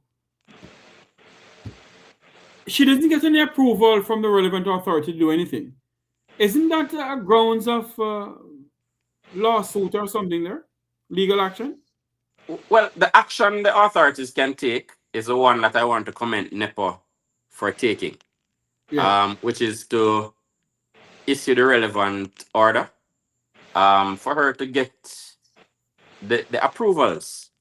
Now, I would love to know whether St. Thomas Municipal Corporation and the mayor, whether he and his team approved that construction that close to the playfield. So that is something else to find out. I just want to interject here. Go ahead. She, the former member of parliament and now director of St. Thomas Farms Limited, she stated clearly on that interview that she did not need the approval of the municipal corporation because she was not putting up a building. No, I am lost because for somebody who sat in our parliament and really does not know the rules of engagement, there are two laws. One, the Town and Country Act. Whatever development that you're doing, the Town and Country Act speaks to that. And you have buildings, if you're putting up a building. So even if you're not putting up a building and a development of that nature, you would need the approval of the municipal corporation under the Town and Country Act. And she stated clearly that she didn't need that approval. If you go back to the clippings, you would have seen and you would have heard. Hold on for me, Member Shaw and Member Newell. I think there's a question coming into us from a caller. Hold on for me. Caller, welcome to the program. You're live. Jeffrey. Yes, I have two guests online here. You know what we're talking about? No, I just come on. I just come on. But I don't want to cross what they're saying. I just want to say this to you, Jeffrey. Yes. You see the DPP and the Auditor General, Uh-huh. they should not accept any award. Why? The Andrew Ornish government, they are bribing them. Don't accept it while you are in office. Accept no award from no government. Okay, You Paul. should not. It is bribery. And knowing the Andrew Ornish government, it's bribery they're dealing with. Don't accept the award. You know, caller. Reject it. You know, caller. I'm gonna hang up on you now, but hold on a minute there. You know something? I personally believe that this award ceremony thing that is given out is becoming a joke in this country, you know. When you look at who them give award to. A big joke. Anyway, caller, let's go back to our guest that we have online here. Okay. Sorry, I have to cut you on them. All right. All right, man. No problem. You can call back. Good. All right. You know something, Johnny people, member Newell and member Shaw. When you look at the whole thing with this land issue in St. Thomas, you know, and building this fish pond, you know, where Miss Charles stating that she get approval as legislators of this country, and a former legislator saying that to the people of this country. How does it look for a poor man now gonna try and get something and decide to him now go through no NEPA? Remember Newell? Oh Lord. I think you hear me, remember Newell? I'm hearing you, but I'm having a. Let me try and get out and get back in. Okay. All right. Member Shaw, in all of this though, where does the people stand with this land issue though? That land, can we prove that land belongs to them? And if it don't belongs to them, and they want to move people, because is it true that they want to move people from over some land that people are onto? Well, there are many things swirling around, many issues as it relates to that land there and other locations. So there are other locations, even the rum store location, Yes. that was a bone of contention for years. Because they're claiming even a section by Pound Road, they're claiming that belongs to them too. So notices were issued about a year ago, but I haven't heard anything since then. Member Newell, are you connected to us?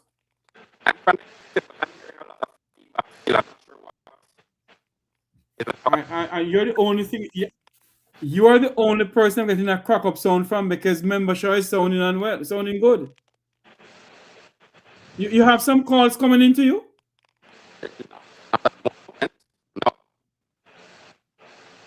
Hold on, let me call you on the phone then. Maybe I can get you on the phone. Stay there. I don't know if you're using your phone to do this. Yes, I can call me. Yes, let me call you on the phone. Okay, hold on there. Member Newell. Here it is. Let me call him on the phone then.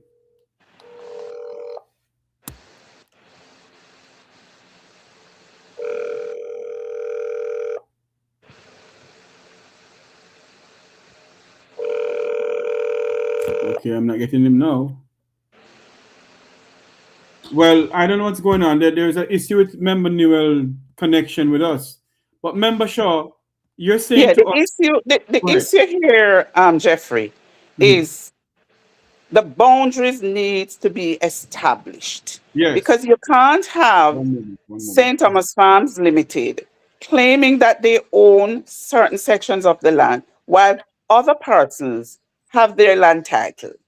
So the issue is to do a proper survey to establish boundaries.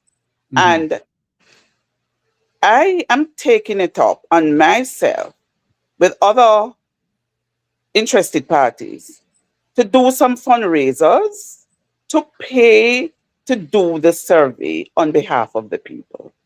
That is one option. Member Newell, are you here with us? Yeah, man, I'm hearing you clearly. Okay. You heard that what Member Shaw said a while ago about the boundaries of the property. Speak to us about that in the sense of how can you assist the people there, although you're opposition.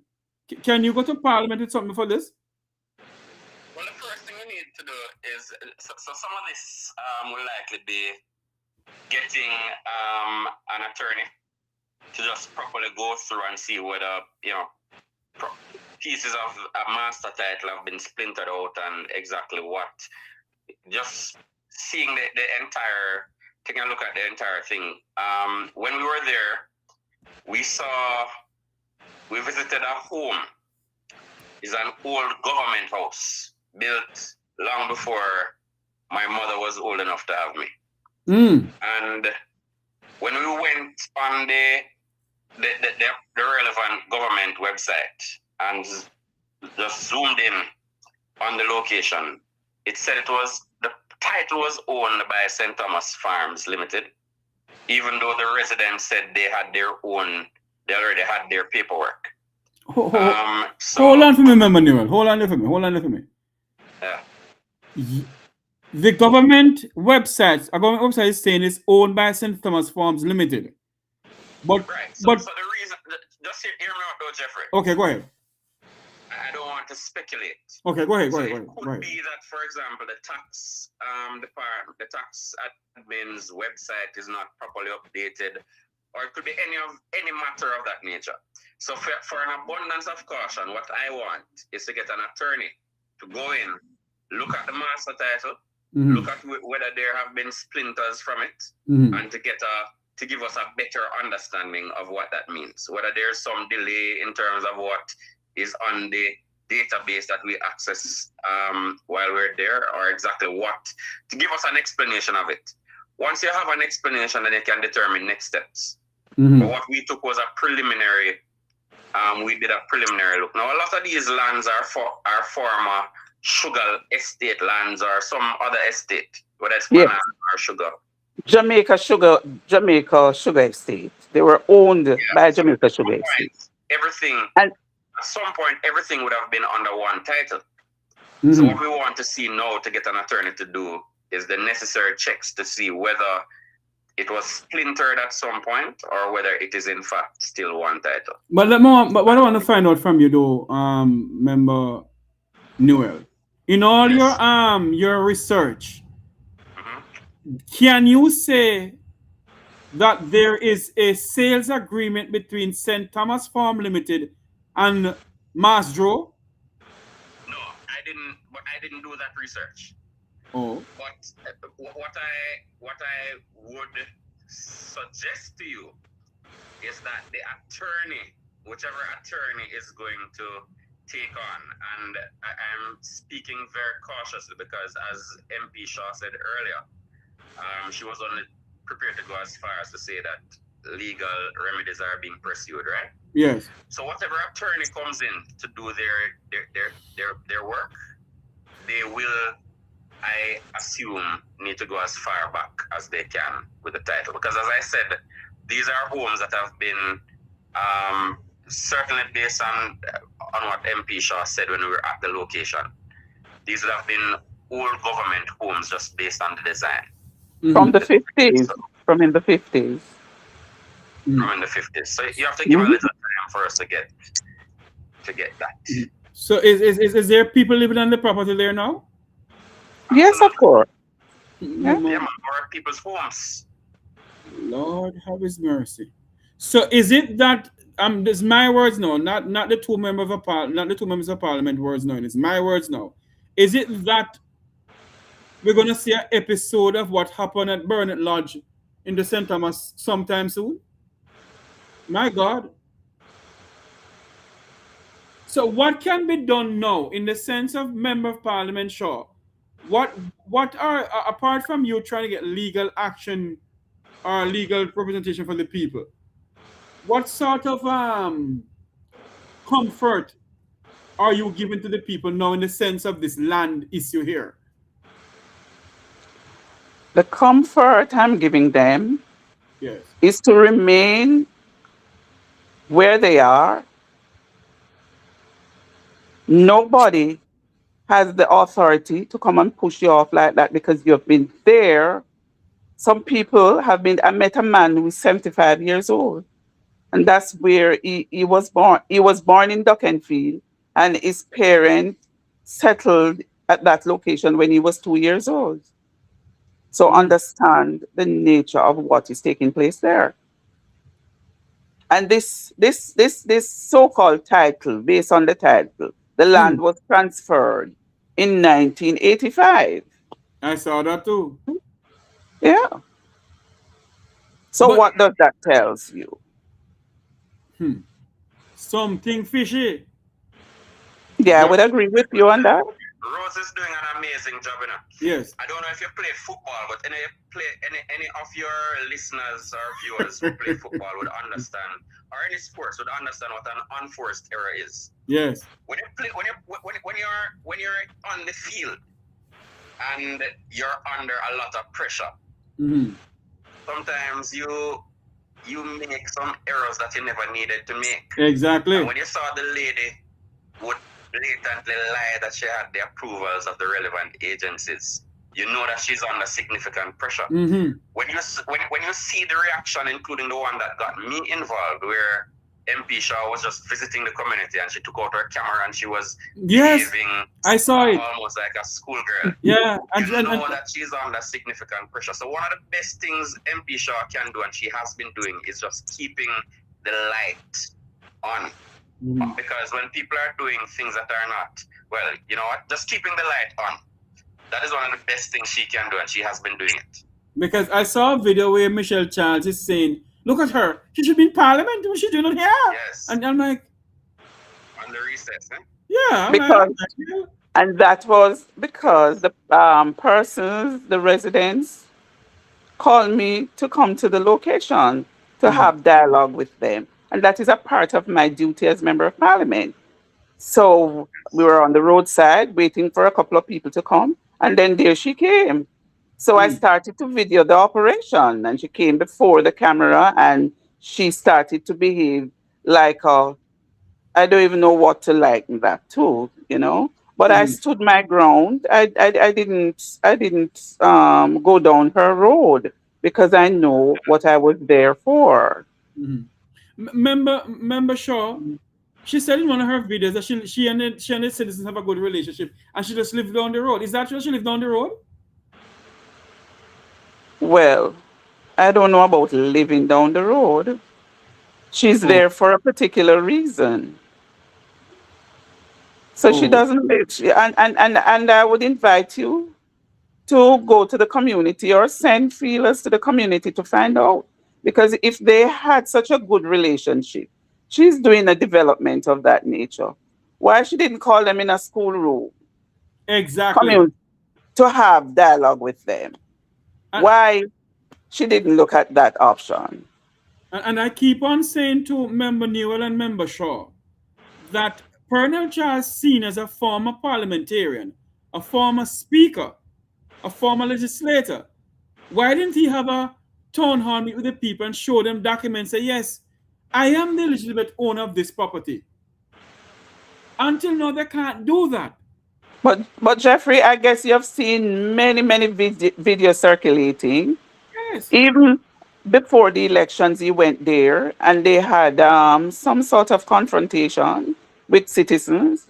Every day they are in confrontation with citizens. And this has been happening for many years. I want to play a video here, and I must apologize to the members, and I must apologize to both Member Shaw and Member Newell for the expedient comment of this video here with Colonel Charles and some citizens in that area. Watch this video here. Disrespect, so who is it for people disrespect? Where your blood clot go? Who is it for people disrespect? Where you go? Move on a pussy hole and go. Boy, you come and fight for land. Where you go? But who is you for nobody tell bad word? You God? Where you go? You God? Where you go? Just we are enjoy the place you come off for land. Go on in your van. Tell the people about them to left half a land before such and such time because hotel are going to build up by February and ground for broke. Where you go?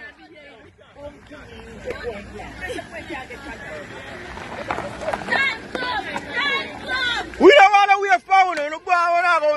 you found. Go on now go. Colonel and come with. Bully. Hold on, bully. Me soon talk to you. I make a video. Eh?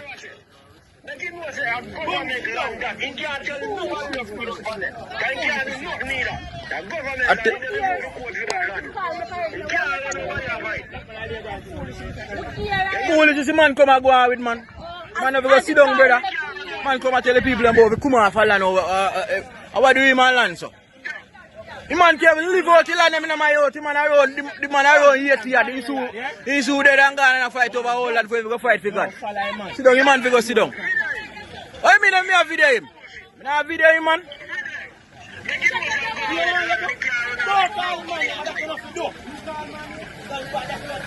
I want going further with this video, member Newell and member Shaw. But there you have it. But you get the drift of what I'm showing. There you have it. It's something that I know. It's not strange to me. It's a everyday thing. Every month. And it has been going on for long. There was a time when the people threatened to burn down Old Piero. What is Old Piero? His house That is a part of the land, yeah, that he's claiming that he wants to build hotel. So Part of the land that they claim that they own. St. Thomas Farms Limited own the land, according to them. So does he own a house on that property there? It's a long time. You know those houses from you call Annie those Palmer houses. days. Pardon? From Annie Palmer days. Yes, great house. Yes. Because member Newell and member Shaw, there was a gentleman. Remember, you know, it was a sugar land, you know. It was a sugar estate. Yes. Member Shaw and member Newell, there was a gentleman on the phone here who know the Charles them very well, you know. And I don't think he was lying. He was speaking some things that, honestly, I was saying to myself, something not looking good here. But anyway, my question to member Newell now, as opposition spokesperson on environment and are you opposition spokesperson on land too? No, environment and climate resilience. Okay.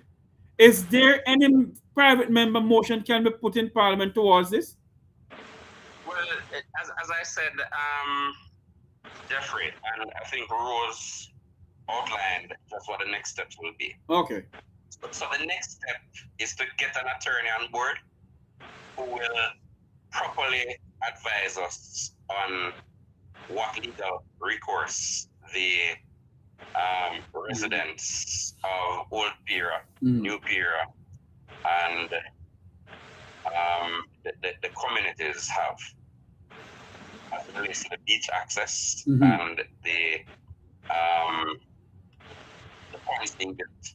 I know there's a tendency to want everything to happen all at once. Yes. It's not a short-term thing. It's not something that is going to get rectified tomorrow. Rose earned the first victory, which is to have the relevant agency, to use by the term, go in and issue their enforcement notice for work to cease until an application is at least done. Now, when the application is done, it will go through its course. I imagine NEPA will want some kind of environmental impact assessment to be done. That will generally require some community consultations. So the residents should get a chance to really express how they feel. I imagine the school as a critical stakeholder will get a chance to express how they feel. Well, the principal has expressed her thoughts on how close this is to the fence. So she will have her day as well. So it is to continue to engage them so that, you know, the necessary permits can be in place and the community can be preserved in terms of their safety, their beach access, all of the things that have been a part of their life for generations based on what I'm told. Yes. Member Newell, before I ask you the question, because I want to shift to your constituency for a bit. And, you know, because I've been trying to get you on a long time, but I know you're very busy. So like, why I have you here now? I want to get you on to talk to you about your constituency. Member Shaw, Yes, Jeffrey. what are you doing now in your constituency for the people of Eastern St. Thomas that they can, see something out of you as a member of parliament, a daughter of the soil, not people who want to come in there and say they don't love the people. Because some everyone come in and say they love the people, they don't love nobody. Exactly. Well, Jeffrey, Yes, ma'am. I have hit the ground running Mm-hmm. for many, well, for over the past 5 6 years. A number of drains and gullies Mm-hmm. have been in such terrible states, and I made representation and was able to secure funding, especially in the Bath community. That's a flood-prone area. I was successful in getting funding to deal with the river. Also, in the Bomber River area, we were successful in getting drain cleaning a couple of months ago. Still, some other cleaning is left to be done. The Port Morant area in the Ward River, there Mm-hmm. was flooding few months ago. Businesses, homes were flooded, and I was successful in getting that river cleaned as well and properly dredged. Mm-hmm. I have secured a location for an agro-processing plant, still in the embryonic stage, but it is far advanced. Mm-hmm. That will create jobs, a job creation Project. project that we are embarking on, that it will create jobs. I wanted to do two, but we are now starting with one. Is is is Um, is is, the, is, is the, Sorry, go ahead. Sorry, I'm sorry. Go ahead. yeah, most of the community roads are in terrible state. The Spark program, there are four roads on the Spark program to be started. Needham Pen Road was started. I spoke with a contractor this morning, and the road is oiled, Mm-hmm. albeit a section, the worst section is not done. I think it's just 1 kilometer of road that has been done on Needham Pen. It is to be asphalted on Monday. A Mm-hmm. section is oiled. Still not pleased with the amount of work that is done, because as I said before, that the worst section is left out. And I'm going to, make representation in a vigorous way to see if we can complete that road. Mm-hmm. Other roads are in terrible condition. They are on the Spark program, and I am hoping that, we will get the necessary funding to at least commence work on the road. Is your constituency in the area where the new is it what I call Urban urban center? center? Yes. No, it's in Western St. Thomas. It's in Springfield. It's the Oh, border. that's Bustamante Bridge oh, is the border. so So that's in Western. that's member James constituency. I guess so. Okay, let's not go down that road. All Yeah. right, member Newell, talk to me about your constituency now, sir.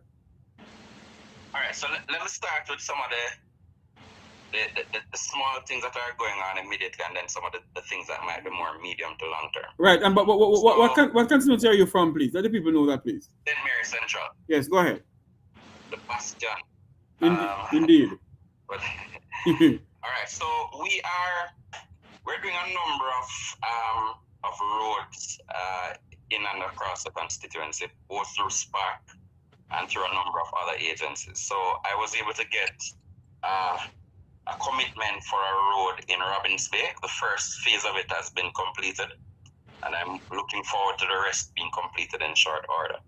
We're also doing roads under the Spark program, which have now started in Killancolly, in Chumelsworth, Friendship to Joe River in Islington. Mm-hmm. And in short order, I'm expecting Hibiscus Avenue and Highgate will start. Under the Go patching program. We're doing a part of, and Islington to Port Mary, a part of it is going to be done under the Spark Main Road program. And we're getting another part done under the Go Patching program. We're also doing Ballards Valley to Hampstead under that program. Under a private program, I was able to raise some resources from friends to do the Bailey'sville Road significantly. So we spent about $5 million on that to get asphalt and marl to get some work done on that. So that was done privately.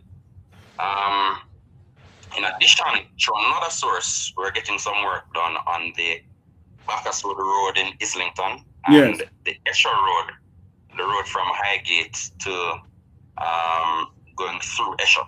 That won't be a total rehabilitation, but the bad areas will be done, and that's through another creative source. In Highgate, we're getting the community center upgraded, putting in night lights, solar lights, of course. The contract for that was signed today, and we'll be putting seating in the space and building up the clubhouse for that. In Port Maria, we're also advocating to try and get some work done on Clemart's Park, which is in Port Maria. There's already lighting. We're looking to get seating. In terms of some bigger ideas that are coming to fruition, there's an area called Ballards Valley. And last week, Friday, I had a meeting with NEPA to go through the development order for the parish of St. Mary. And of course, I brought in what we're looking to do in central St. Mary, and we got a chance to look at the lay of the land, so to speak, in terms of soil type and all of that kind of thing. So in Ballards Valley, which is on the highway between from Negril to Port Antonio, which was done by PJ Patterson primarily. Right. We, a few years ago, my team and I sat down and looked, and we thought that area was ideal for logistics. We got a private investor to buy close to 300 acres of land there, and it is now going through the stages for approval, and we're expecting approximately 300 housing units out of it. We have a number of business interests that are coming in. Is it hold on for me, remember, Newell. Is it housing unit that poor people can buy? That is the intention. The intention is to construct housing units. So unfortunately, my party didn't win in terms of the plans that we had for housing. Yes. But we're still pursuing as best as we can. So these will be housing units that will be at least in the range where an NHD contributor can buy. In fact, the conversation we had was about getting these on the NHD guaranteed purchase program. So anybody who is contributing will be able to come in and will be able to get a mortgage for the full amount just based on their guaranteed purchase program. We're also talking with the St. Mary Health Department about building a permanent office in that location, and they're very enthused about it, I must add. We're talking with some manufacturers and some distributors about setting up shop there as well. So that will create a lot of employment, and that will be just a third. I stay away from urban center, and I call it an integrated urban development because it will have housing, it will have commercial space, it will have government. It really will transform this space in terms of Haywood Hall and Hampstead, which are around it. We're getting a $500 million approximately. Well, we're getting a major overhaul of the Padgett Beach. It's in the Islington division, but properly in the Port Maria area. It's a beautiful beach, and this development will include the roads leading into the space. And the government has 160 acres of land across the road from the beach, which we're trying to get a public park built, as well as space for some boutique hotels, not the kind of enclave tourism that takes place down in your neck of the woods. But we want the kind of hotel development that will engage the rest of the community. So man can leave and go buy fish from the fishing village, which is neighboring, and take it to get it cooked, and can go to the bar and go to the party around the road.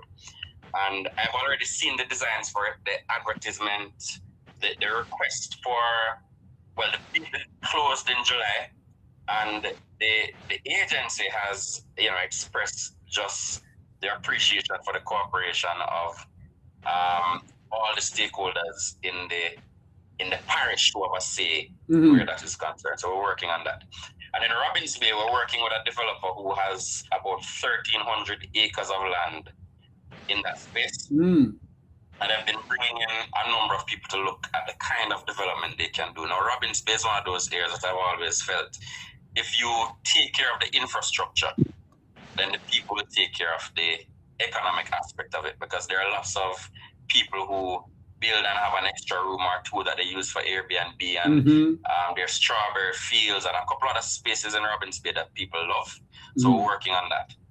We're working with the water ministry to try and deal with the water problem facing the constituency. There's a private landowner that is standing in the way a little bit, and we're trying to nudge the minister to use the powers available, because I have a simple view. And the simple view is that one entity can hold 30,000 people at ransom. So we have to sit down at the table and talk and see how we can ensure that their interests are covered, but that the interests of the people that I represent are covered. And the studies have shown that both can be covered. Right. And so we're still privately trying to get that sorted out, but if we don't get it rectified privately, we may have to come public where that is concerned. We're trying to get a tertiary campus in St. Mary's as a part of this development in the Ballards Valley area, which will extend up to Whitehall. And there's one that is interested. In terms of agriculture, I'm going to make some suggestions in my constituency debates, and the constituency debates should be sometime when we get back to Parliament, in terms of how we can increase production in the constituency. And I'm working with Rada and a couple others to just fine-tune the plans. But things that have been done successfully in parts of Africa and parts of Southeast Asia. Let me ask you this question. And then I get married. Just one last thing. I'm continuing to press the government, and Minister Mackenzie finally made an announcement in Parliament. They've made announcements everywhere on the campaign trail, but we finally got an announcement in Parliament for the Highgate Market. Which should be a market and a bus park, and that is something that I am pushing through in Parliament as well. There were some hiccups, and we had to go and find out where the roadblocks were and see how we could smooth them out. And I've been given some assurances that things are moving where that is concerned, and I'm not easing up. Continuing to fight.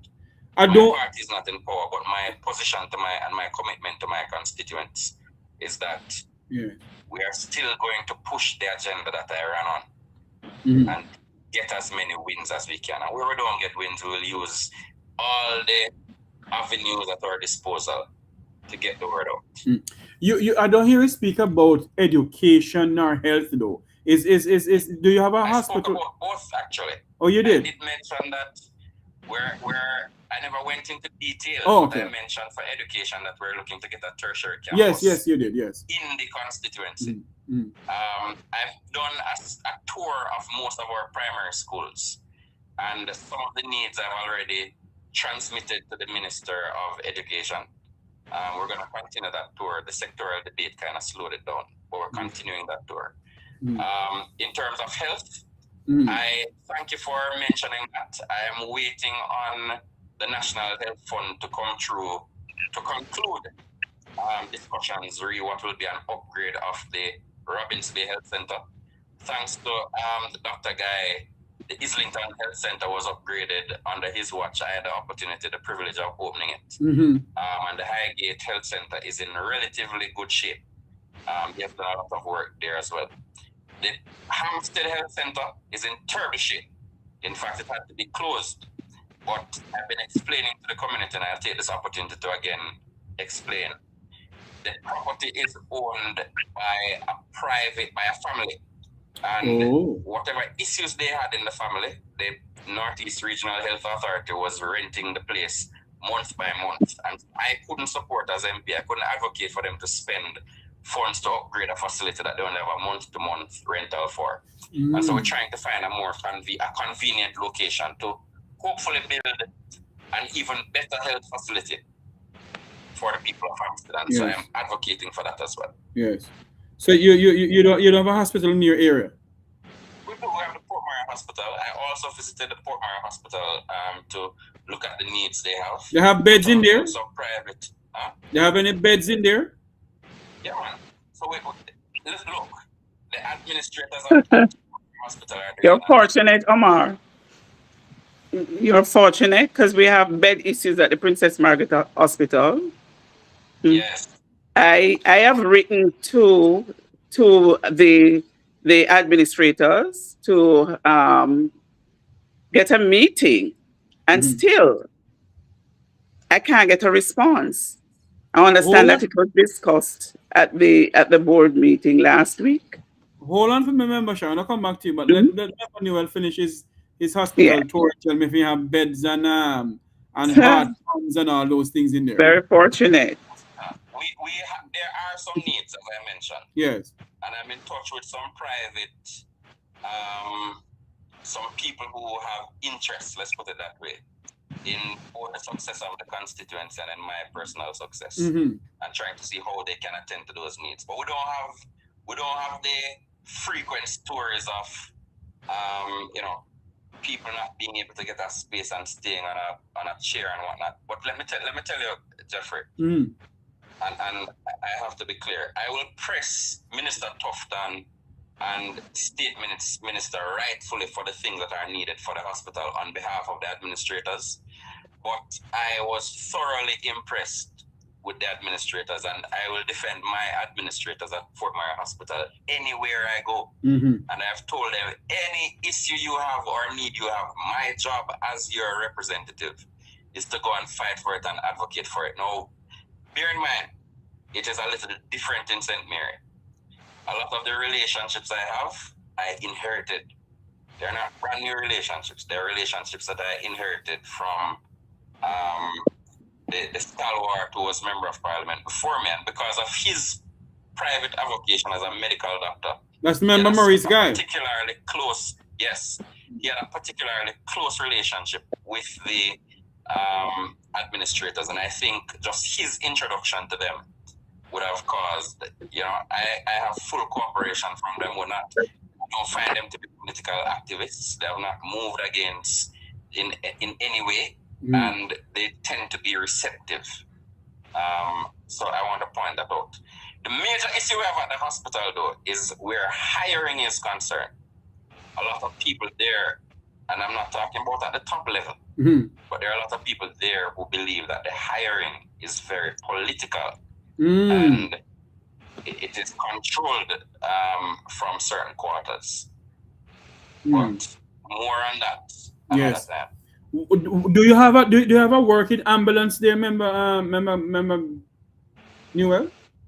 There is one. And it's working properly? Is it being serviced and everything like that? I would need to do another check. When I went in February, there was one that was functional. Oh, you need to check it because government don't service the vehicles, Yeah. You don't see the brand new product the speaker came into the stadium with yesterday. Anyway, Jeffrey, behave yourself.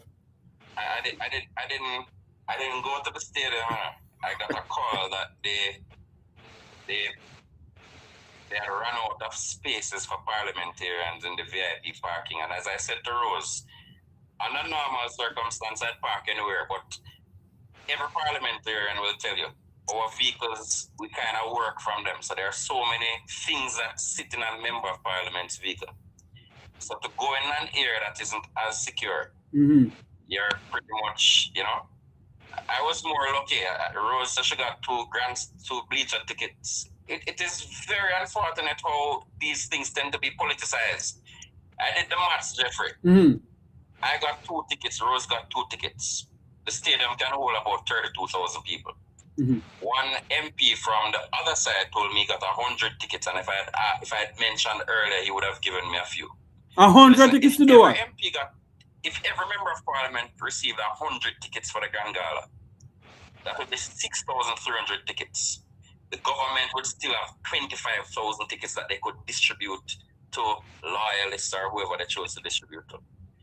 But for somebody who is representing In my case, 29,000 plus people. In Rose's case, it may be more. Mm-hmm. But for people who are representing anywhere between 25 and 40,000 people, to not be able to even give one or two persons who reach out requesting a ticket to go to the Grand Gala is a shame enough for a national function where taxpayer money put on it. It's very shameful. I want to know. I'm extremely disappointed that that is how the government operates. And member Newell and member Shaw, I'm gonna send an ATI to find out, how much money did they spend on this Grand Gala, while the people of St. Elizabeth, Westmoreland, Hanover, and St. James, and the hospitals around this country need some beds and some other things. How much money they spend on this Grand Gala? Because it seems as if everybody come inside there in a brand new this and brand new that. Even the president of the Senate, I may get a call off of this. The president of the Senate driving a brand new Prado too. Anyway, membership. Can't behave myself tonight here. Well, I just want to come in here, Jeffrey, as it relates to the Princess Margaret Hospital. Go ahead.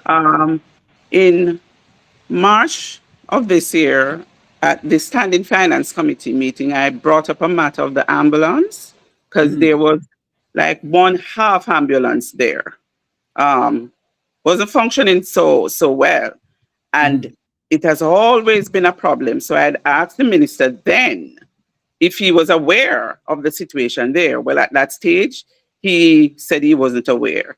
Well, thankfully, I think he did his own investigations and found out that what I was saying was in fact true.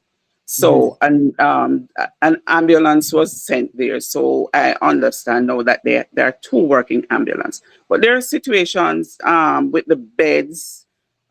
People cannot get bed. They will have to stay on the chairs at the outpatient and all of that.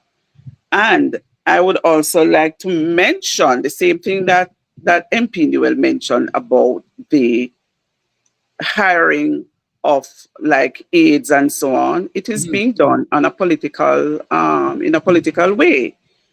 And everybody, MP, can I get a job at the hospital? I try to tell them, listen, I can't get you a job at the hospital because not even a meeting with the administrators. Now, I understand a board member brought it up last week because they knew that I had sent numerous emails asking for a meeting, to discuss it. Right now, I have some medical teams who wants to come down, to do some voluntary work, a medical mission. And I wrote to the board seeking advice.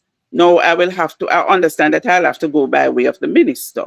So I intend to speak with the minister on Monday in this respect. Also, the licensed community center. I have been getting many commitments from friends because we want to turn licensed community center into a cultural and entertainment center. Some work was done, but there's a lot of work to catch up, to bring it to what we want. There's a netball court there. I have assisted with lighting and so on, and we're in the process of assisting the players to get equipped for their competition. A lot of sporting activity have been going on, and I have been making contribution. Just about 2 weeks ago, the Dumfries night football was concluded, and I was a sponsor. Also, the roads in the community. You have there was 8 roads on the Spark program. The only road that has been completed on the Spark is that road in Piro that was recommended by the former member of parliament. You have the road from Stanton to Spring Garden. That road is in a terrible condition, and it is on the Spark program. And I don't know for what reason that road can't start.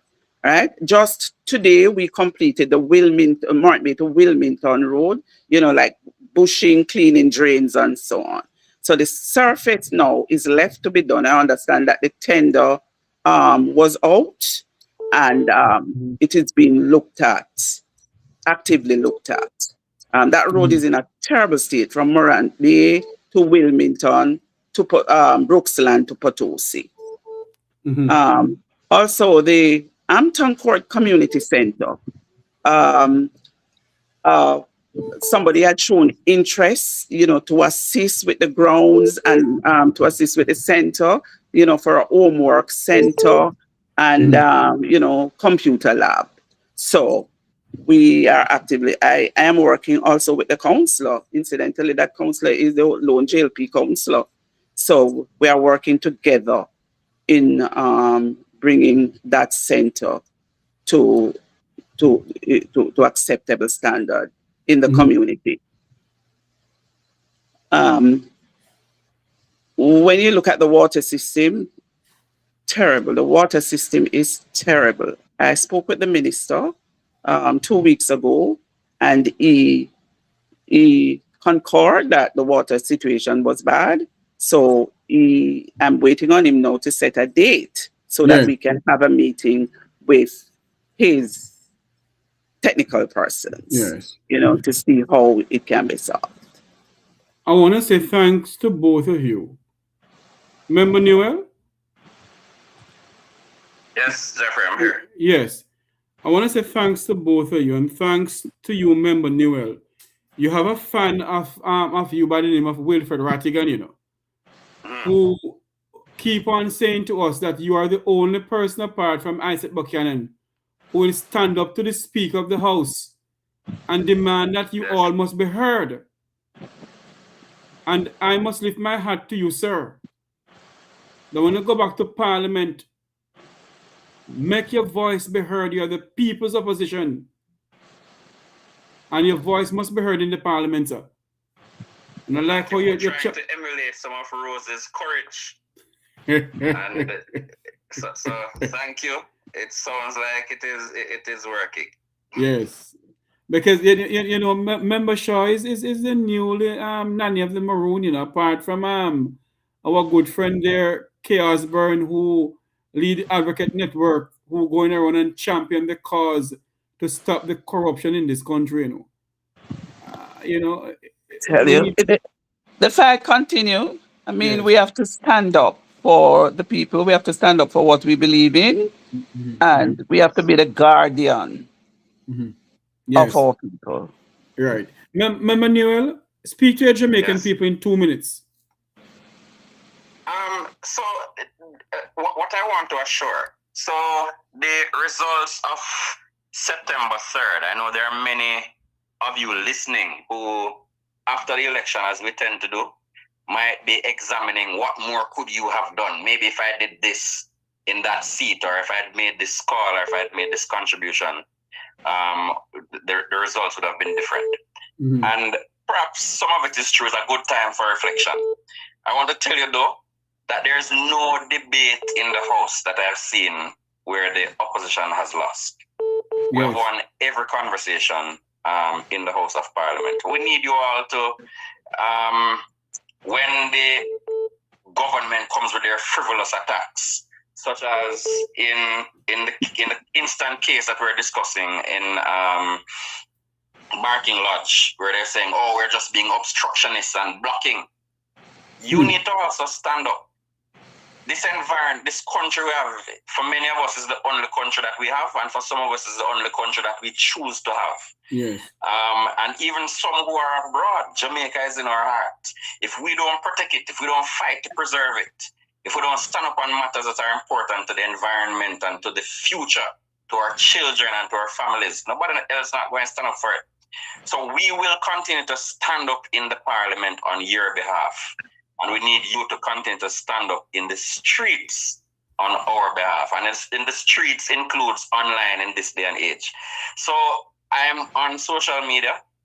Anybody who wants to volunteer, who wants to reach out, who wants information shared with them so that you can be a part of this fight that must continue to preserve Jamaica land we love, feel free to reach out to me. And if not me, reach out to your member of parliament reach out to Rose, and yeah, let us continue to stand up for Jamaica.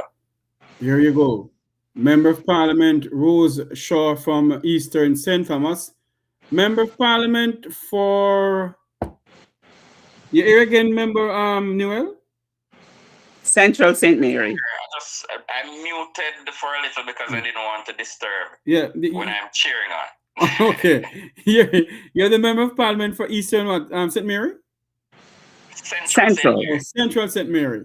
And that includes the good people of Highgate and Islington and Hampstead and Port Maria and the adjoining areas. You know, as you talk about Highgate, I remember having the pleasure of having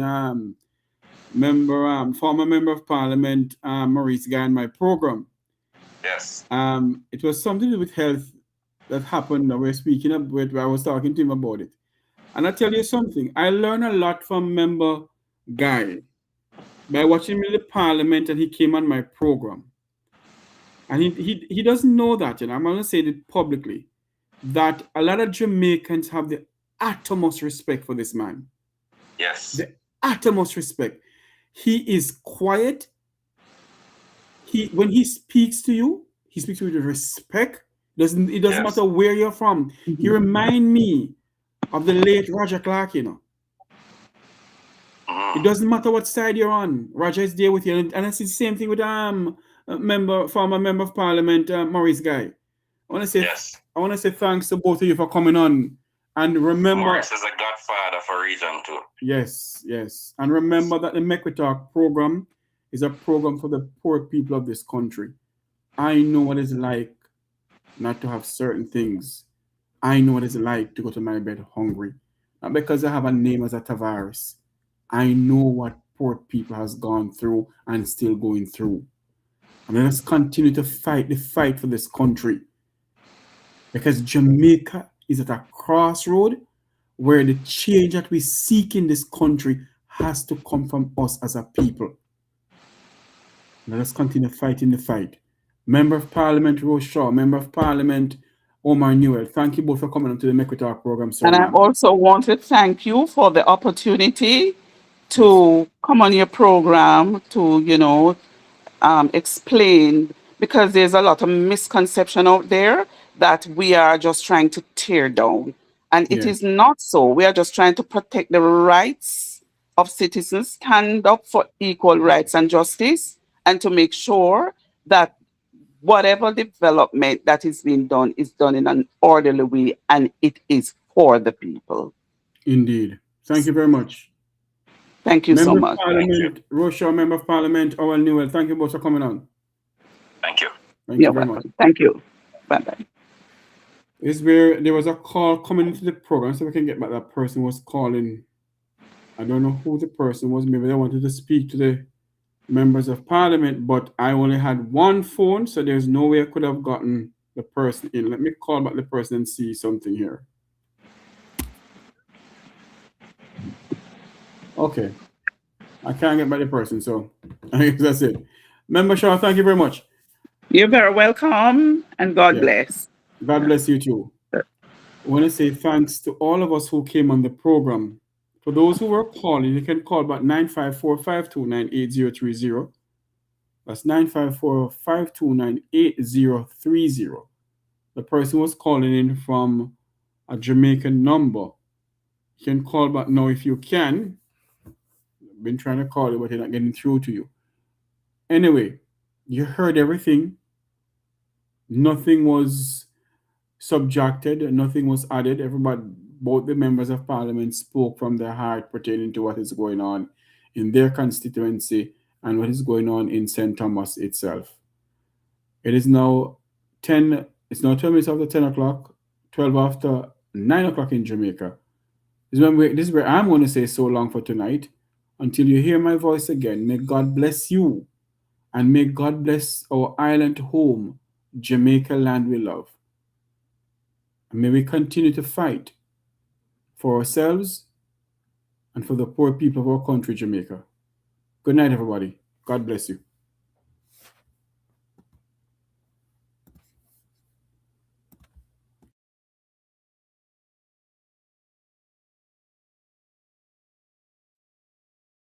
10 years, you say. 10 long years and look how Jamaica stay. No light, no road, no food pan we plate. People are suffer while Andrew a live great. Hey, hey. You stand up on the platform, smile wide and proud. I tell we about prosperity, but we can't see it all now. Hurricane come through and left the people bare. 6 months later, them still out there, asleep under the air. Their GLP friends them build high rise, road still full of hope. House pocket to a field, while the nation lose its soul. Hospital overflow, picnic can't get bed. School roof a leak, but you and Juliet well fed. You always have excuse, always pass the blame. Every time something wrong, it never go in your name. Jamaica a drown and you claim you're unclean. Biggest actor in a politics we ever see. Wholeness, time to go. Time to go. The people, we say no. 10 years and we can't take no more, you know, hear us. We are not on the door. Wholeness, time to go. Time to go. From Kingston to Negril, the people say so. We tired, we hungry, we done with the show. Wholeness, time to go. Farmer can't afford to plant food, price reach the sky. You're bringing the poverty while your own people cry. We born ya, we grow ya, we bleed for this land. But Andrew at the top won't extend the man. You talk about vision, you talk about plan, but 10 years later we still can't understand. Corruption report London, nobody charge. The people pocket small, but the scandal them large. Who's crack up parish council, bro? Country suffocate done and it just smoke. And when we raise the voice so call we political, but the truth is the truth and the truth is biblical. Wholeness, time to go. Time to go. The people, Them say no. we say no. 10 years and we can't take no more, you know hear us. We are not on the door. Wholeness, time to go. Time to go. From Kingston to Negril, the people say so. We tired, we hungry, we done with the show. Wholeness, our time to go. We no want no hype, we no want no speech. We want action, no, not the lies you preach. Hurricane victims still under tarpaulin. Prime Minister fly gone foreign. Your JLP cabinet full, but the people covered empty. How you live so large when we live in so scanty? Not with fists, not with fire, but with voice them rising higher and higher. From every parish, every yard, every gate, Jamaica speaking and I know too late. Wholeness, time to go. Time to go. The people, Them say no. we say no. 10 years and we can't take no more, you know hear us. We are not on the door. Wholeness, time to go. Time to go. From Kingston to Negril, the people say so. We tired, we hungry, we done with the show. Oh yes, our time to go. This one is for every Jamaican. What can't afford feet? We are sleep on cardboard. We are drive on broken road. The people don't forget. The people don't forgive. Enough is enough. Jamaicans will live.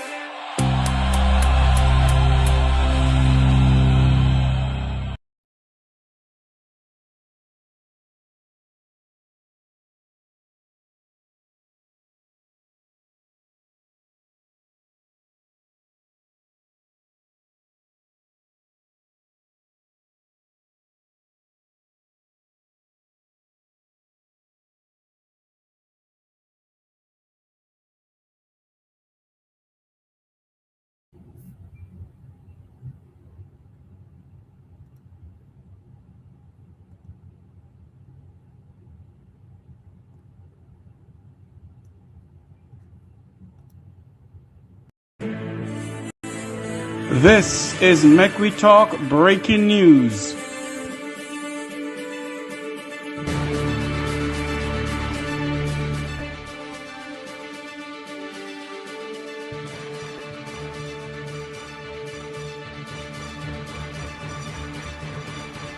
Item of news just coming into us. A major operation at the Kingston container terminal. Several employees arrested in a major cocaine bust.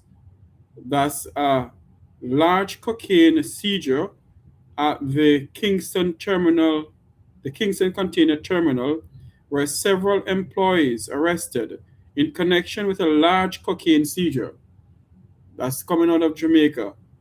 A major operation between the the police and military, where several employees arrested in connection with a large cocaine seizure at the Kingston Freeport Terminal, or the Kingston Container Terminal, where several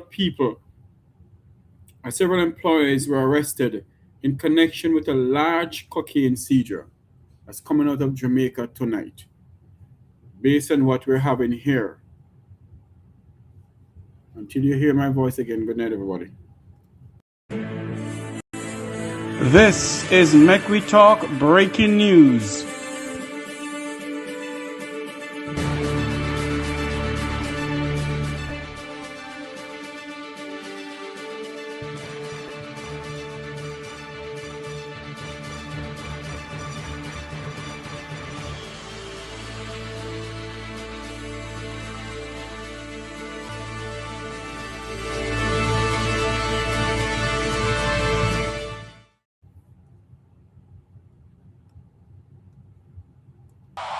You say 10 long years and look how Jamaica stay. No light, no road, no food pan we plate. People are suffer while Andrew a live great. You stand up on the platform, smile wide and proud. I tell we about prosperity, but we can't see it all now. Hurricane come true and left the people bare. 6 months later, them still out there, asleep under the air. And I think your GLP friends them build high rise, road still full of hope. A house pocket to a field, while the nation lose its soul. Hospital overflow, picnic can't get bed. School roof a leak, but you and Juliet well fed. You always have excuse, always pass the blame. Every time something wrong it never go in your name. Jamaica a drown and you claim you're unclean. Biggest actor in a politics we ever see. Wholeness, time to go, the people. We say no, 10 years and we can't take no more. You know hear us, we are not on the door. Wholeness, time to go. From Kingston to Negril, the people say so. We tired, we hungry, we done with the show. All less time we go. Farmer can't afford to plant, food price reach the sky. You're bringing the poverty while your own people cry. We born ya, we grow ya, we bleed for this land. But Andrew at the top won't extend the man. You talk about vision, you talk about plan. But 10 years later we still can't understand. Corruption report London, nobody charge. The people pocket small, but the scandal them large. Who's crack up parish council, bro? Country suffocate, done and it just smoke. And when we raise the voice, so call we political. But the truth is the truth, and the truth is biblical. Time we go, the people. We say no, 10 years and we can't take no more, you know hear us. We are not on the door. Time we go. From Kingston to Negril, the people say so. We tired, we hungry, we done with the show. All this time we go. We know want no hype, we know want no speech. We want action, no, not the lies you preach. Hurricane victims still under tarpaulin. Prime Minister fly gone foreign. Your JLP cabinet full, but the people go be empty. Oh, you live so large when we live in so scanty. Not with fists, not with fire, but we voice them. Rising higher and higher from every parish, every yard Jamaicans every burnt day. off illegal Jamaica speaking substance. and I not too late. Time for go, the people. We say no, 10 years and we can't take no more, you know, hear us. We are not for the door. Time for go, from Kingston to Neverly, people say so. We tired, we hungry, we done with the show. Oh yes, our time to go. This one is for every Jamaican. We can't afford to eat. We are sleep on cardboard. We are drive on broken road. The people don't forget. The people don't forgive. Enough is enough. Jamaicans will live.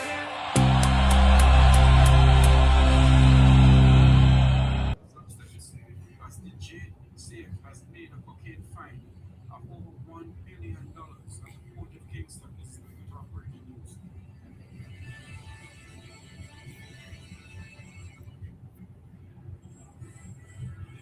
This is Make Me Talk breaking news. Make Me Talk news understand that the Jamaica Consular Force has made a major cocaine fine at the Port of Kingston, seizing approximately $1 billion Jamaican dollars worth of illegal substance. Thus, the JCF has made a cocaine fine of over $1 billion at the Port of Kingston. This is Make Me Talk breaking news.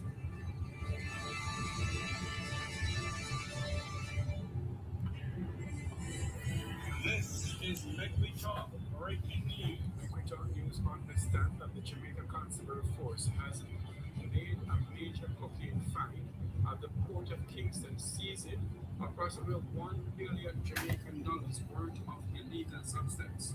Thus, the JCF has made a cocaine fine of over $1 billion at the Port of Kingston. This is Make Me Talk breaking news.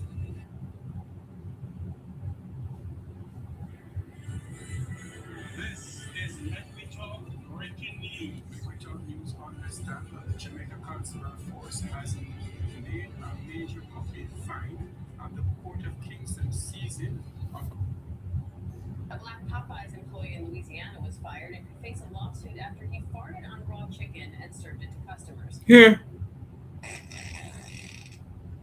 The incident started when the employee posted a disturbing video online. In the video, he walked into the restaurant's raw chicken storage area, opened a package of uncooked.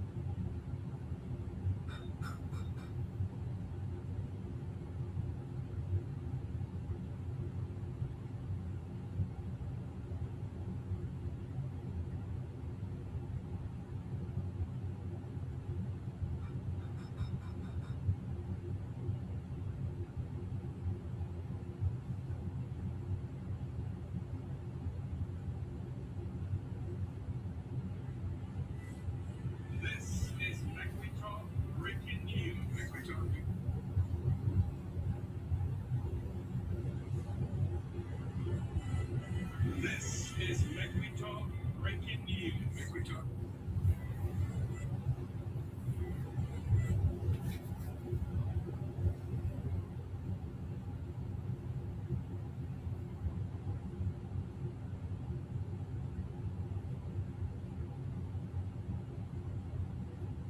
News on this stuff.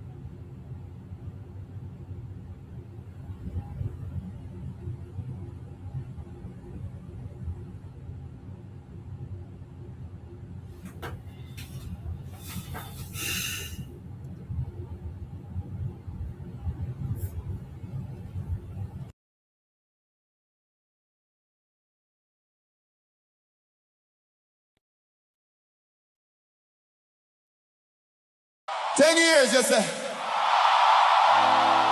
10 long years and look how Jamaica stay. No light, no road, no food pan we plate. People are suffer while Andrew live great. Hey, hey. You stand up on the platform, smile wide and proud. I tell we about prosperity, but we can't see it all now. Hurricane come through and left the people bare. 6 months later, them still out there, asleep under the air. Their GLP friends them.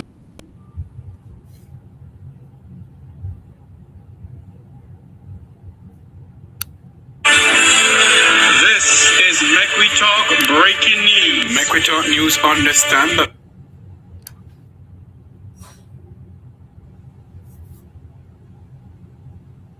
Breaking news. Make We Talk news understand that the Jamaica Constable Force hasn't made.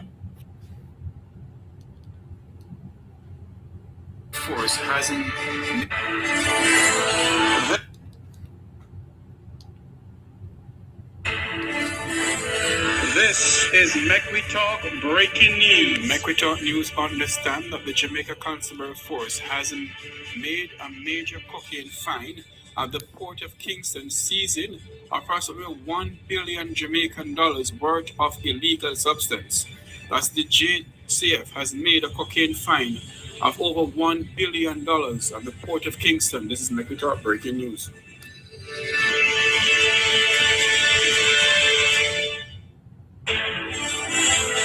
This is Make We Talk breaking news. Make We Talk news understand that the Jamaica Constable Force hasn't made a major cocaine find at the port of Kingston, seizing approximately $1 billion Jamaican dollars worth of illegal substance.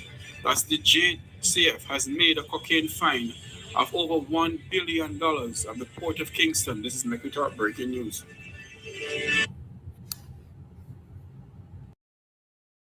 I rise. 10 years, you say. 10 long years and look how Jamaica stay. No light, no road, no food pan we plate. People are suffer while Andrew live great. Hey, hey. You stand up on the platform, smile wide and proud.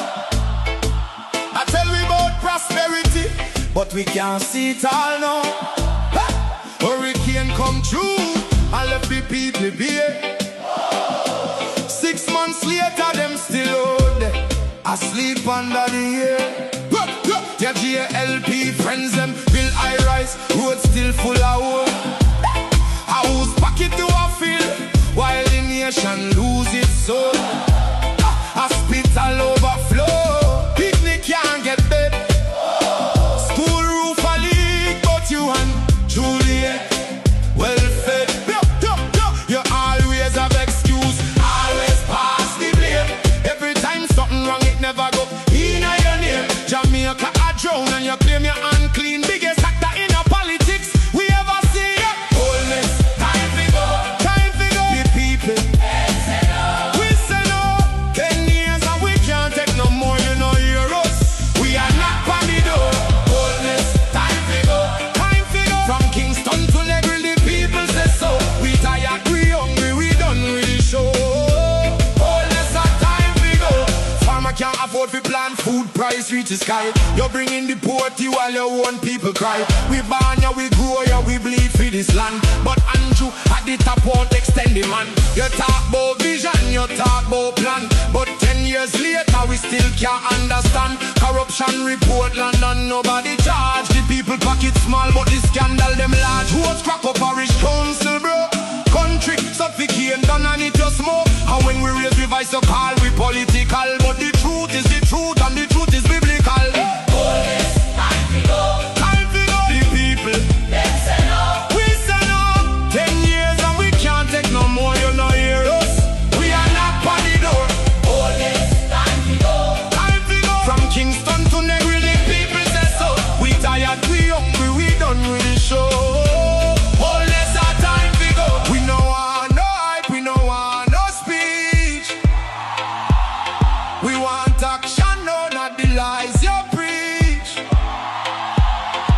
Weekend victims still under tarpaulin. Prime Minister fly gone foreign. Your JLP cabinet full, but the people COVID empty. How you live so large when we living so scanty? Not with fists, not with fire, but with voice them rising higher and higher. From every parish, every yard, every gate, Jamaica speaking, and I'm not too late. Hey. Time to go. The people. We say no. 10 years and we can't take no more. You know hear us. We are not by the door. Time to go. From Kingston to Negril, people say so. We tired, we hungry, we done with the show. Oh yes, our time to go. This one is for every Jamaican. What can't afford feet? We are sleep on cardboard. We are drive on broken road. The people don't forget. The people don't forgive. Enough is enough. Jamaicans will live.